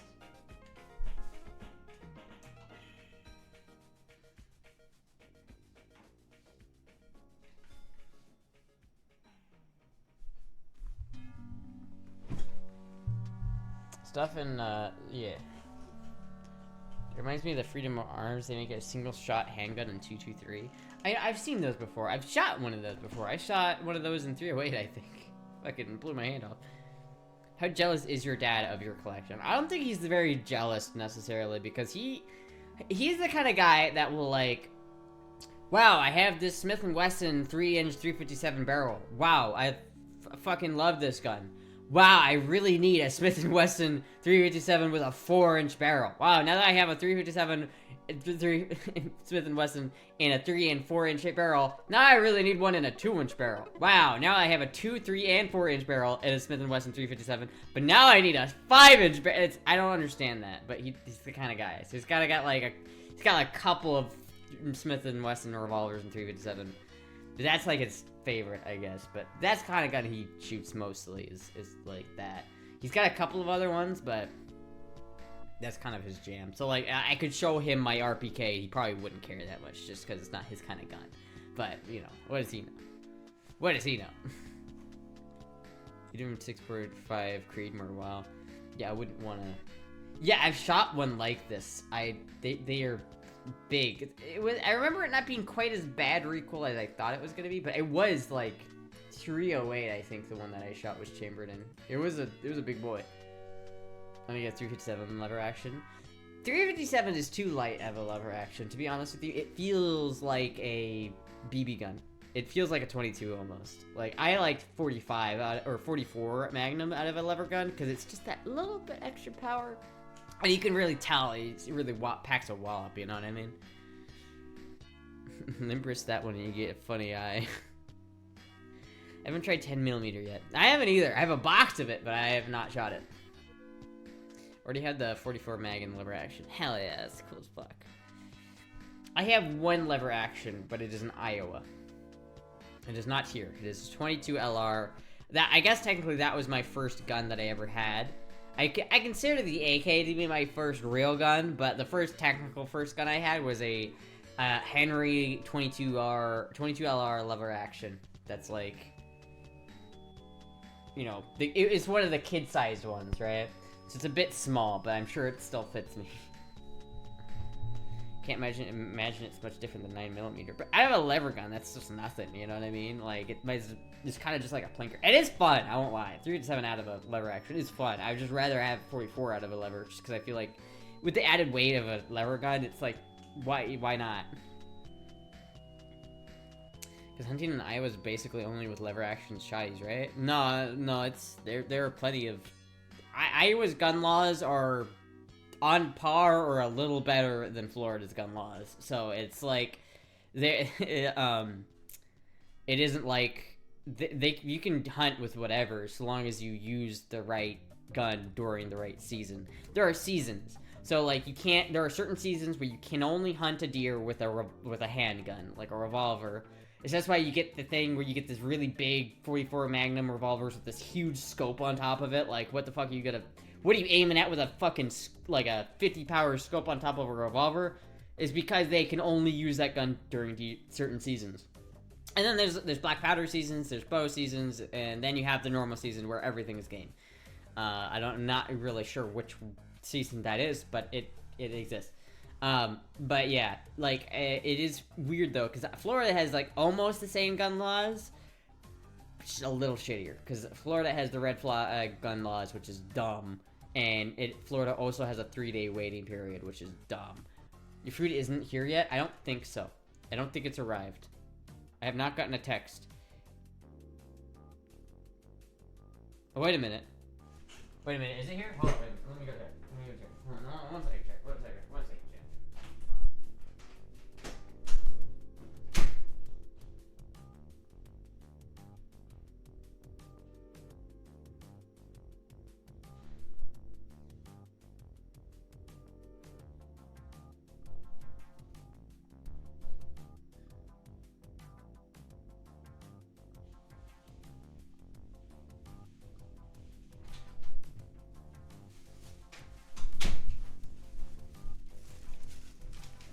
It did get here. It did get here. It did indeed get here. It did indeed. It did indeed arrive. I hope this was placed at 8/12. I hope it wasn't made that long ago. It still feels warm though, so I have high hopes.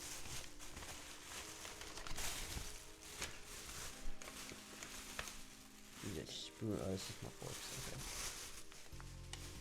Is it cold? I don't think so. I think we're good. I think we're solid. I think we're good. Oh yeah, it's nice and warm. It's nice and warm, chat. It's nice and warm. If you hadn't said anything, she wouldn't have noticed till tomorrow. Use a revolver, 454, fire 60, 500, or 50 AE Desert Eagle instead. Even a Glock 20 and 10mm is bear rated. I mean, yeah, I don't know. Is it a bean burrito? No. Besides, I don't mind beans in my burrito. I like beans in my burritos.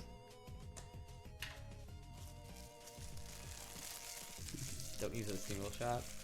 Yeah, I mean, the Ruger Alaskan was like built for bears, though, wasn't it? That's what I thought. Like, isn't that gun specifically designed for bears and like being in the wilderness and like shoulder carrying it so you can just like whip it out?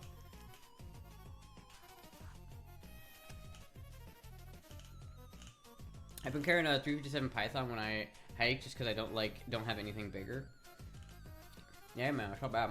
I mean, 387 will take down a bear if you put it in the right spot. You just gotta make sure you don't piss it off first. I've got something to whip out for the bear. Oh yeah. You wanna come get some of this grizzly? Oh yeah. Man, these bowls always slap. That was pretty good. It is pretty good. I wanted to make this myself. I feel like it's not hard. It's just corn, gravy, mashed potatoes, and fried chicken.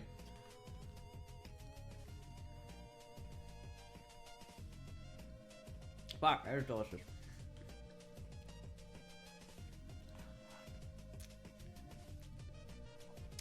Just get a slower hiker to go with you into bear country. Yeah, but that doesn't indeed work. Yeah, that is a solution. That is a solution to this problem. You've cracked the case. Pesky Park Rangers. Have you guys seen Cocaine Bear? Have you guys seen that? I remember I had a friend who saw it and was like, that movie was so dumb. And I saw it and I was like, that's pretty funny. What did you guys think of that movie? Fuck, dude. This goes hard. I saw it, I laughed. Was that like a true story though? Fried chicken, mashed potatoes, corn, and gravy. And cheese. So I think there's Colby Jack cheese. And there's like these little chunks of chicken, which I'm not sure what these are. I'm not sure which part of the chicken these come from, but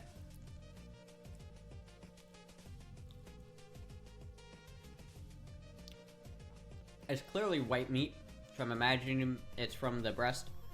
It's just bits of chicken breast or something like that. Have you seen Beth Head Gator? Beth Head Gator? What?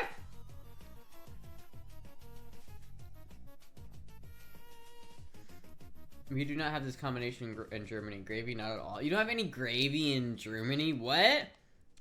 What do you eat over there? What do you eat over there, you silly goose? What are you doing? What are you eating over there? If you don't have mashed potatoes and gravy, I guess it is an American classic, but it is a classic nonetheless. Every culture should have mashed potatoes and gravy. Sausages, I do like sausages.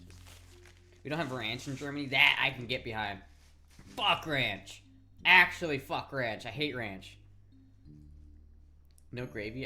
In Germany KFC. Is it really? If you go to a KFC in Germany, you cannot get any gravy? That's not real. There's no way. What is on the menu at the KFC in Germany?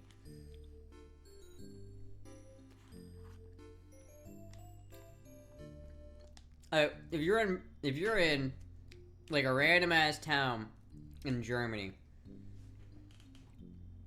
gravy from fresh roast, but not prepackaged gravy. Oh.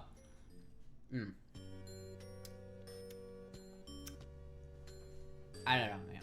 I don't know. KFC has potatoes and gravy. Yeah. Yeah, well, okay, but then you lied. Then you do have this there. So we just established that you just lied. Why did you do that? Why would you lie to me? This is a silly and a danger. But it's yuck. What? Man, I don't know. Europe has some whack ass fucking fast food standards.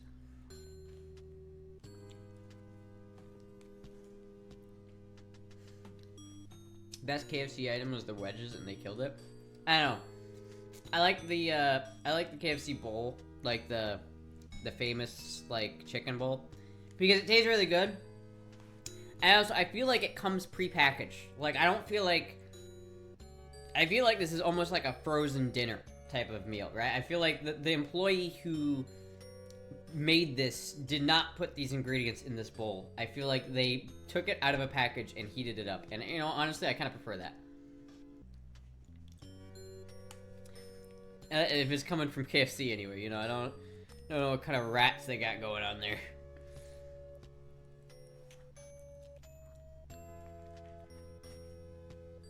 What are you looking at there, Peanut? You think about jumping up there? Because I gotta watch out if you do. You gotta watch those guns. Peanut alert. Hi, Peanut.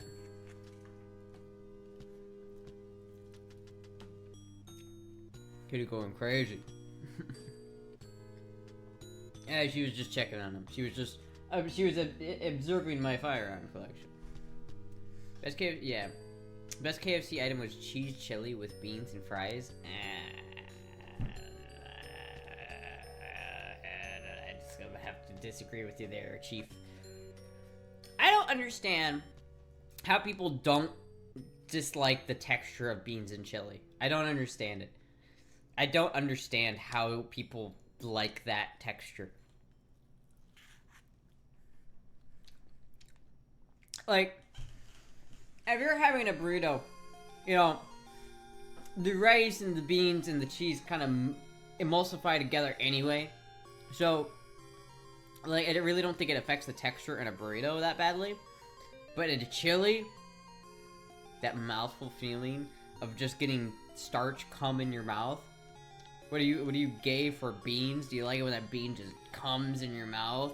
You take one bite into that kidney bean and it goes bleh, all around.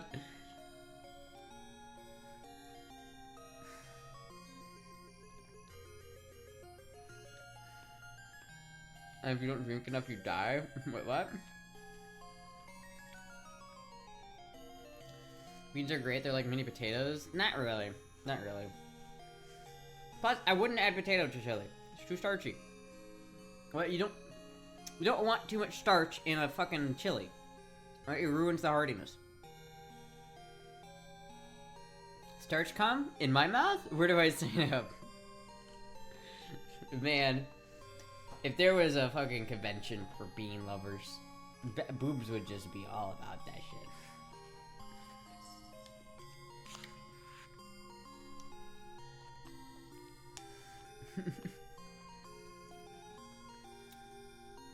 You know, one of these days, boobs, I'm gonna have a meetup. I'm gonna have a fan meetup. And I'm gonna have it be a chili off, because I'm gonna cook chili, just so everybody can know and taste my chili and know that it's better than your beans chili. I am very confident in my chili abilities, boobs. Very confident. Boobs, I would be quivering in my boots right now if I were you. I'm coming for that booty. I'm coming for that booty, boobs. Your chili doesn't stand a chance.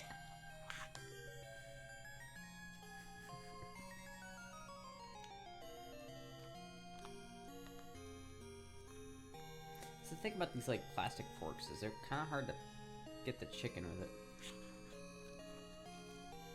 My mom makes bomb chili with beans, but I wish there was chili in it. I wish there was chili in it. How do you make chili with no chili? Huh? Not the only one. Thai chili for one full 2-gallon pot. Oh, and not the only one Thai chili. Oh, I see. I was about to say, like, how do you have chili with no chilies? That doesn't make any sense. That doesn't make any sense.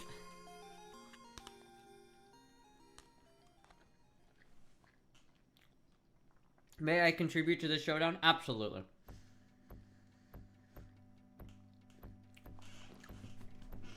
I want to do this meetup, and I hope that I can do it like at TwitchCon, so that there are other femboys there that I can have judge. I want to have a chili cook-off, but I want to have other femboys mediate. Chili without chili is just dehydrated water. Chili without chili is just air. I break my heart. I can't handle Tabasco sauce at all. Oh, my mom can't handle heat. No, yeah. My mom's the same way. Anytime there's a little bit of heat, it's just like, fuck.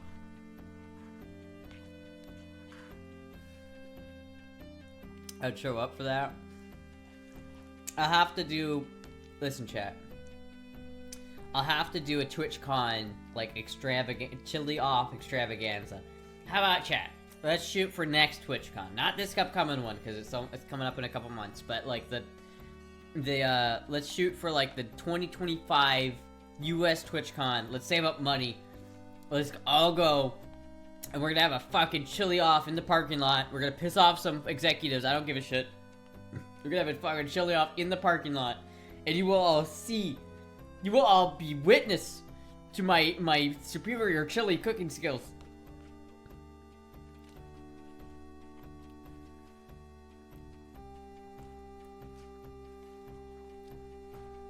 Every one of you will see.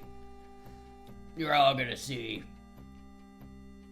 To be fair, your mom's try isn't the Iowa part of the U.S. stereotyped as thinking mayo is too spicy? Yeah. Yeah, my mom can't have Chipotle chicken. Like, she can't. It's too spicy. It's too spicy. Like, I guess, like, Chipotle chicken is supposed to be kind of spicy, but not Chipotle, the restaurant chicken. Like, Chipotle's chicken is not that spicy at all. Now, I don't think I know of anyone who would describe Chipotle's chicken as too spicy other than my mom.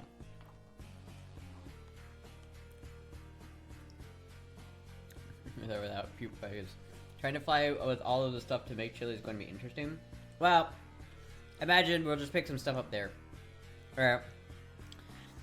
Because what do you need to make chili? Like a cast iron? Like we could just get a cast iron there if we really wanted to.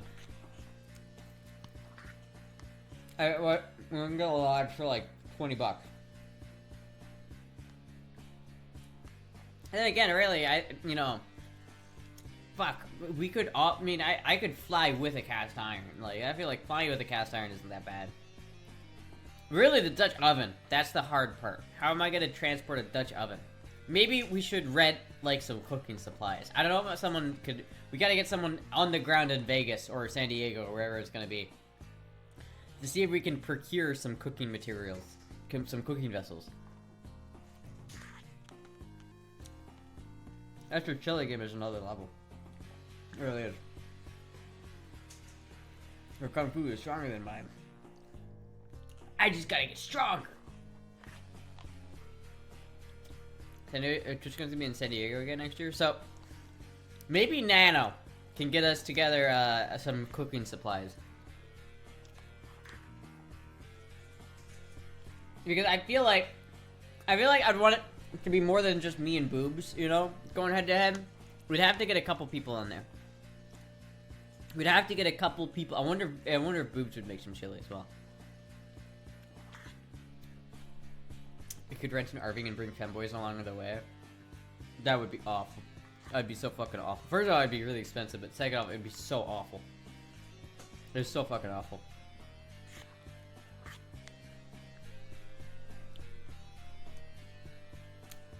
When we did Desert Brutality, we shipped our gear to the venue. Maybe we could do the same thing, ship it to the hotel. That might work. I don't know if I want to ship my Dutch oven that far, though, because that's going to be expensive to ship that far. I wonder if it'd be easier just to buy a Dutch oven over there, like a cheap, shitty Dutch oven.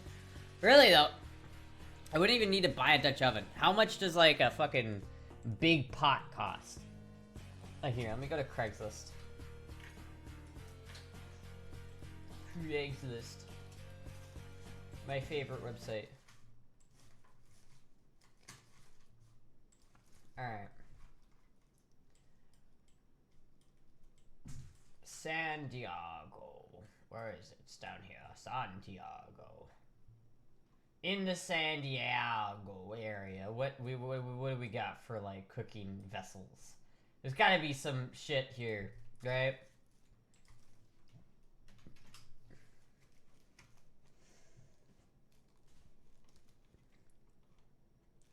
I mean, there's a crock pot. That's not what I'm looking for, though. What if I just look up Dutch oven?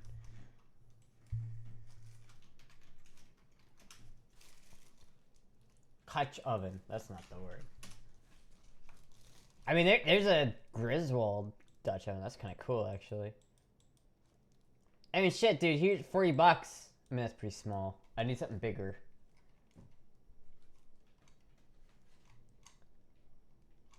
I mean, how much does that cost on Amazon even? Fuck. Steel pot. Yeah, something like this. It's $40, right? That's $40. That's not too bad. 40. That would work. I could like have that. I could spend $40 on that and just like, and like us like a shitty like fucking lodge or something, right? Like if I look up cast iron, how much is a cast iron? Yeah, I mean like $20. Like okay, for $70, chat, around $70. That's all I need right there. That's all I need are those two.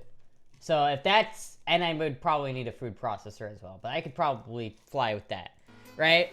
That's not too bad. I feel like that's not too hard. Very thin-walled. I know it's thin-walled, but like, listen, it's like, I guess I could just get another Dutch oven, but we'd all have to get something. I feel like it'd only be fair if we all use the same equipment. So each of us would have to buy one pot and one skillet to make our chili. So whoever's competing would have to do that. So you'd buy it there, and you either fly it home with you if you want, or just leave it there. I don't know. But it's like $70 entrance fee just for the pots and skillet. I was trying well, but how much does that really affect it? Like, I imagine it does affect it, but is it gonna be enough to make a real difference? Like, I see a lot of people at, like, chili cook-offs cooking in that kind of pot.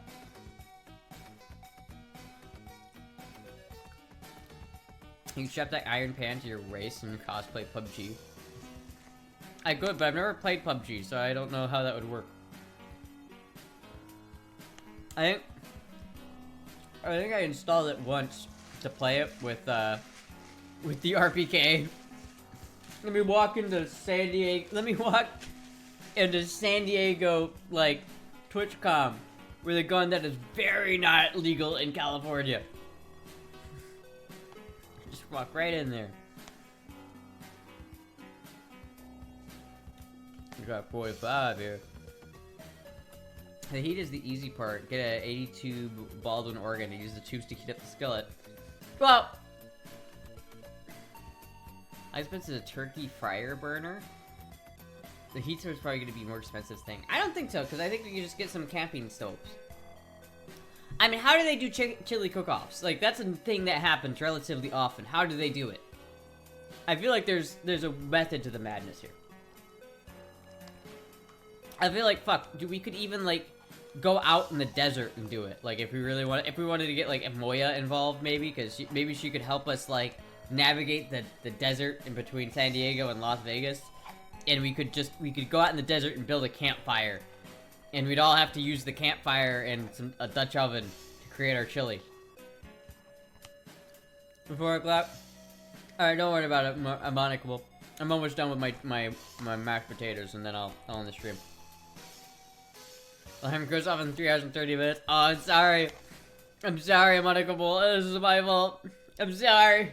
I'm ending the stream soon. You can go to bed.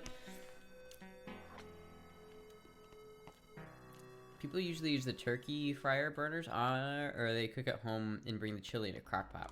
You can't really do that when you're traveling across the country, so maybe we could get a turkey burner, or maybe we could just do it. I feel like you could just get like I have that little propane camper, right, thing. We should just get a propane camping stove. I feel like that would work probably.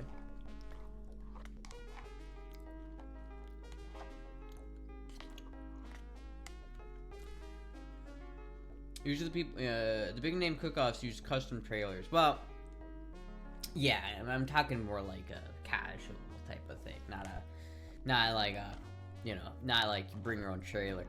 Although maybe I could compete. Maybe if it's good enough, I'll start competing in them. I'll be Astra's Chili, and I'll start a restaurant that's Astra's Hot Chili.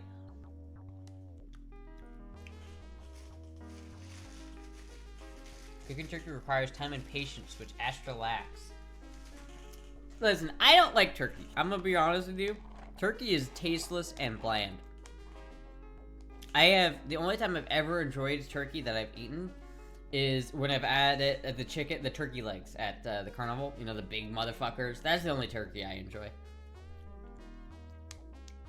I think those kind of stoves are illegal in California. What the fuck? California, fucking California, dude. God damn it, California. There's no fun to be had there. Swear to God, California is just the worst. I did fucking scarf that shit down though. Thank you, Trey. That was really good. Thank you. Thank you for feeding me. Astra flies to Iowa. Step 2. Put hitch on Mazda. Step 3. Build custom barbecue trailers. Step 4. Drive to California, then Florida, and have Mazda back. Yeah, instead of driving, you know, 1,300 miles in my RX-7, I could drive literally like 4 or 5 times that distance. I would love to drive to California first, and then Florida. Dude, I would die. I would fucking die. That California was cool back when my entire personality was weed. I mean, yeah, but like, not even now. Like, I guess if all you care about is weed, I guess it's okay, but man, I don't even know how anyone affords weed there. It's so fucking expensive. There was that guy who came into chat a couple of streams ago, and he's like, I'm moving to LA, and I'm from Russia, and I'm moving to LA, and I'm like, bro, don't move to LA. And he's like, but they're raising the minimum wage. It's like, bro, don't. And of course, I when that whole like thing started going about how like the fucking fast food chains were closing instead of paying their employees more, I just was thinking about that one guy in my chat. Like, man, I hope you reconsidered your options, buddy.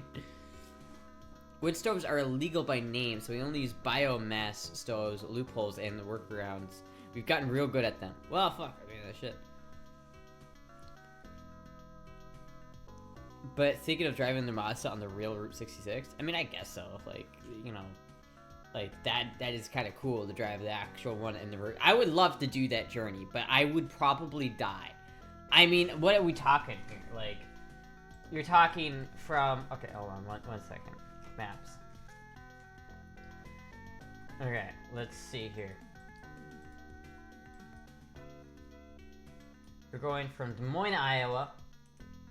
Directions from here to San Diego, California. To here. And then we're good 26 hours, Jesus Christ. And then back to Orlando. Add destination. This is 60 hours of driving, chat. Oh my goodness. Oh my goodness. Oh my goodness me. This doesn't have my like house on it, does it? I don't think so. I think we're good. I don't think I'm doxing myself here. I don't think we're good. I don't think I'm doxing myself. But look at this, chat. That is a lot of driving. First of all, this entire section of the drive, absolutely miserable. I have done this drive. I mean, I haven't driven it personally, but I've been in the car for this drive for like quite a few times. Driving through Nebraska the long way is so painful. It is so painful. Nebraska sucks so much. So, like, oh my god, dude, that would be so miserable. It would be a fun road trip once you got past Denver, though. Once you get past Denver, I feel like this entire part from here to here to here is gonna be fun, right? This whole... west of the Rockies is I'm having fun. But east of the Rockies, I'm not having fun.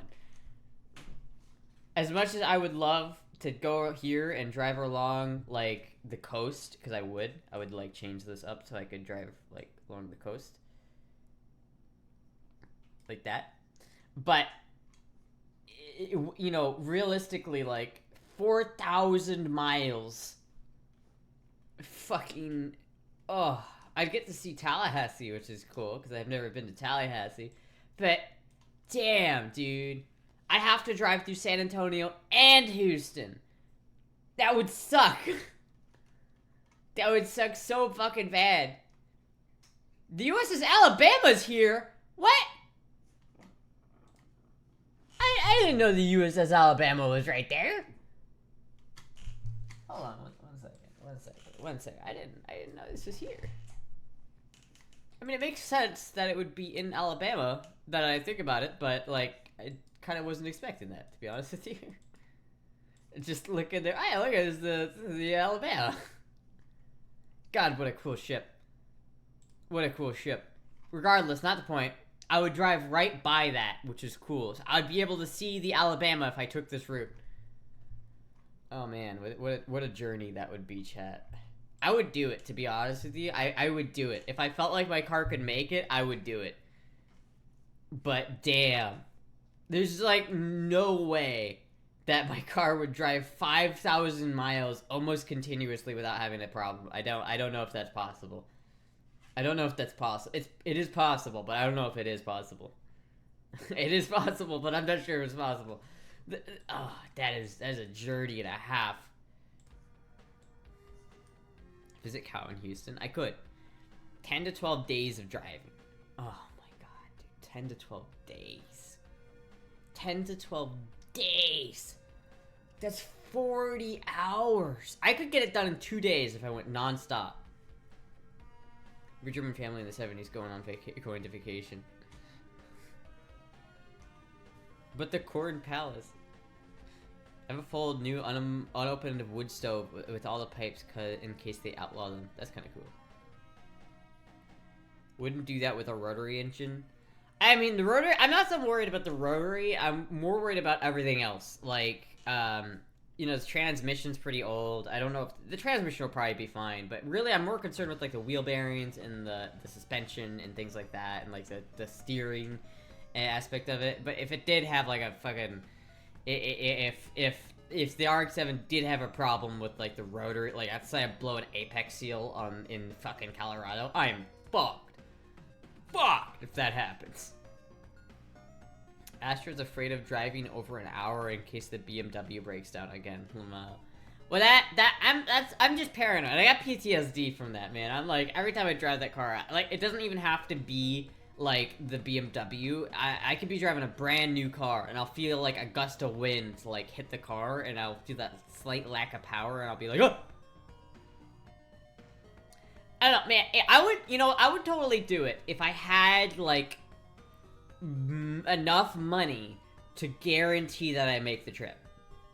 Alright, because there's a certain point where if you have enough money, you could just fucking make it work. Like, you know, you might have to spend a couple extra days in a town or two, but generally, like, even if the engine blows up, with enough money, you can get it fixed.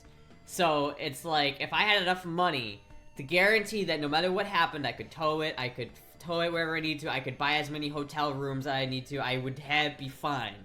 Like, I would need like $20,000 at least, just stashed away, just ready to spend on like a tow or a fucking engine rebuild or some shit like that. I would do it. I would fucking do it.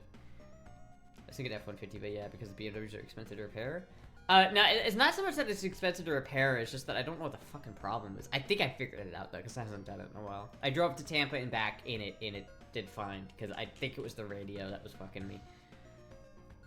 Paint helicopter doors and the music cake returns to Nash's brain. I mean, honestly, it's like I hear like helicopters and just like ah. Hide the replacement engine and tools in a custom barbecue trailer. I'm not pulling a trailer in the RX-7. That's not happening. That's not made for that, man. The car is not designed for that. It is designed to go fast, not to pull trailers. Now, honestly, my transmission would probably kill me if I did that. I would be much more worried about my car breaking down if I was pulling a trailer with it.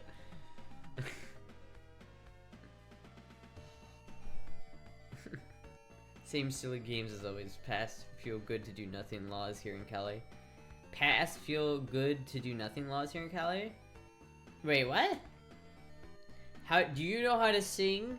I kind of wanted to just bust something out right there, just to like fucking like go Diggle, Diggle. But no, I don't know how to sing at all. I was trying to draw and I just passed up the fuck out. Damn. Rip Jizzy.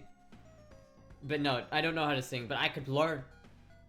For enough money, I could learn. Take me home, country roads, to the place I belong. The one video from her basement showed she can, if being shocked by an ungrounded cable. Yeah, that'll do it. I'll do it. You have a very deep voice. I'm sorry, what? Get the Jizz to sing. I can't make him sing if he doesn't want to. If someone pays out rent this month, I will peer pressure Astra into singing on stream live.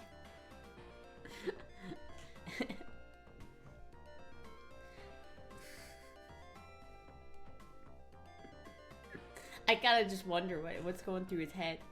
What? Am I using a voice changer?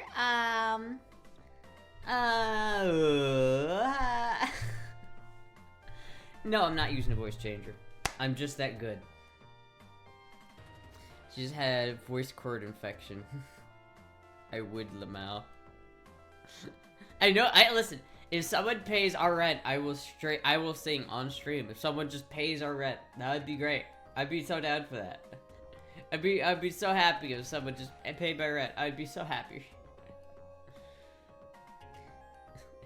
I'm eating too much chili without beans. Astra just smokes a lot. Yeah, I've been smoking Newports for 20 years. I'm 23. Yeah, you guys some more Newports over there. I'm running low. I need another ciggy. Hell, that hurts my throat.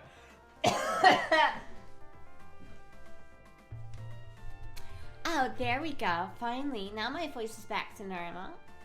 Specifically, in the first Gulf War, the Wisconsin got to engage and sink surface combatants. That was the last time a battleship got to do that. I didn't know that I got to do that. That's kind of cool. I know the Iowa, like, never sank anything. Did you see that ass? What? I don't think... Did the Iowa ever sink anything? I don't know if it ever really sunk any other ship. I'm not sure about that. I could be wrong, but I'm pretty sure it didn't do anything like that. I'm pretty sure the main use for the Iowa was ground support. Like, it's basically a mortar cannon that you can place, like, 20 miles just offshore. It can shoot 20 miles inland. So it's like, anything within 20 miles of the coast is basically just fucked. If the USS Iowa wanted to, it could destroy all of Florida. It was only one time, lol. What? Basically speedboats? That was the only time. Oh, that was the only time. Damn, that's so sad when you think about it. It's like these big battleships, they never really got to face each other. I so desperately just want to see. If I had infinite amount of money, I would recreate the Yamato and I'd recreate the Iowa to precision. And I would make AI robots, man each ship, and have them go fucking at each other in the middle of the ocean. I'd have them fight. I would have these two robot ships fight, just to know. Just to actually see those two titans go at it. Because the fact that the Yamato and the Iowa never fought is such a tragedy. It's such a tragedy. Did they shore bombardment and in World War II they escorted carriers to AA carrier? Yeah, shore bombardment is mostly what they did. Shore bombardment, which makes sense, right? Because it's like they're very good at that. But they did see a lot of use in that. But it's like the main idea behind a battleship, which is battleship versus battleship, never. It's unfortunate because the peak of battleships never got to experience that. It's like one of those realities that's like, oh, that's upsetting. The Yamato, the biggest, toughest, most mean battleship ever made, probably didn't sink anything. And it's like, damn. It sucks.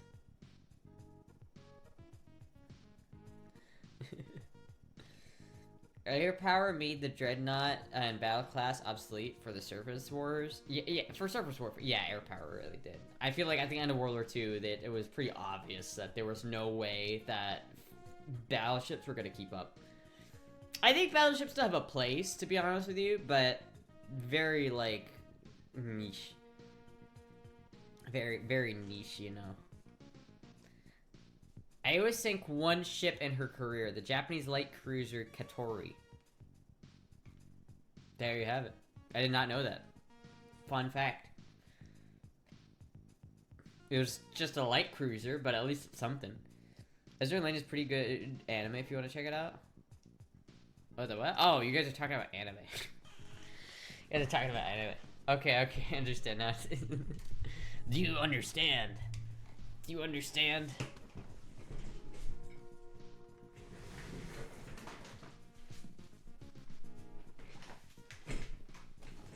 Oh, it was a bag of litter. I was like, what is my chair getting hung up on? It was the litter. Anyway, chat. I feel like one last fit check is in order. You son of a bitch. Eventually, AI drone swarms will obsolete flat tops. Yeah. Drones are kind of scary. It's kind of scary how quickly they took over warfare.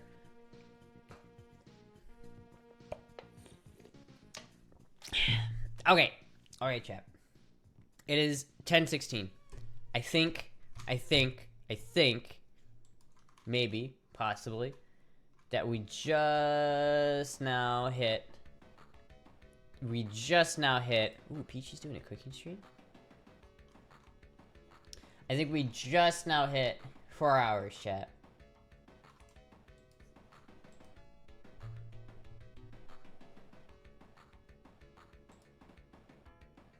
Yeah, 4 hours, 2 minutes. Fuck yeah. Hell yeah. Hell yeah. I'm addicted to watching drone footage from Ukraine.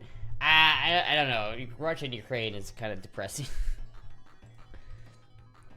Alright, I'm gonna raid Peachy then, because I don't think I've raided Peachy for a long time. So I'm gonna raid Peachy, but I'm thinking that's gonna be the stream for tonight, boys. I'm thinking that's gonna be it. It is 10 o'clock. We got the full 4 hours this time. Oh my god. Can you believe it, chat? It would be hilarious if the cooking stream is chili with beans. I don't know if they're still cooking. They look like they're not cooking anymore, but I'm not sure. There's still an ad, though, for Taco Bell, and I'm just like, why? Why is there an ad for Taco Bell? I'm not eating at Taco Bell. It's not gonna happen. It's never gonna happen. Anyway, chat, thank you, everybody, for watching. I will see you all again on Tuesday, because it is Saturday. Yes, it is Saturday.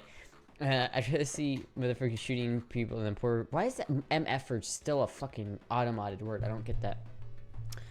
Anyway, thank you everybody for watching. Thank you everybody who donated. Thank you so much. Thank you everybody who showed up and was just hanging out. Thank you everybody. Can we tell Cal what you think of his butt? Yeah, tell him I think his butt is flat. But I still love him. Anyway, have a good one, everybody. Thank you everybody. Thank you everyone for hanging out. I will be live again on, I keep saying, I always do the same thing whenever I'm on a stream. I just repeat myself. I'm just like, I keep going through the same bullshit every time. Alright. I've been, goodbye.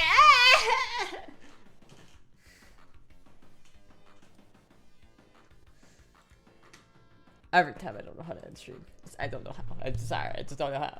I don't know how to do it. I don't know how to do it. Thank you.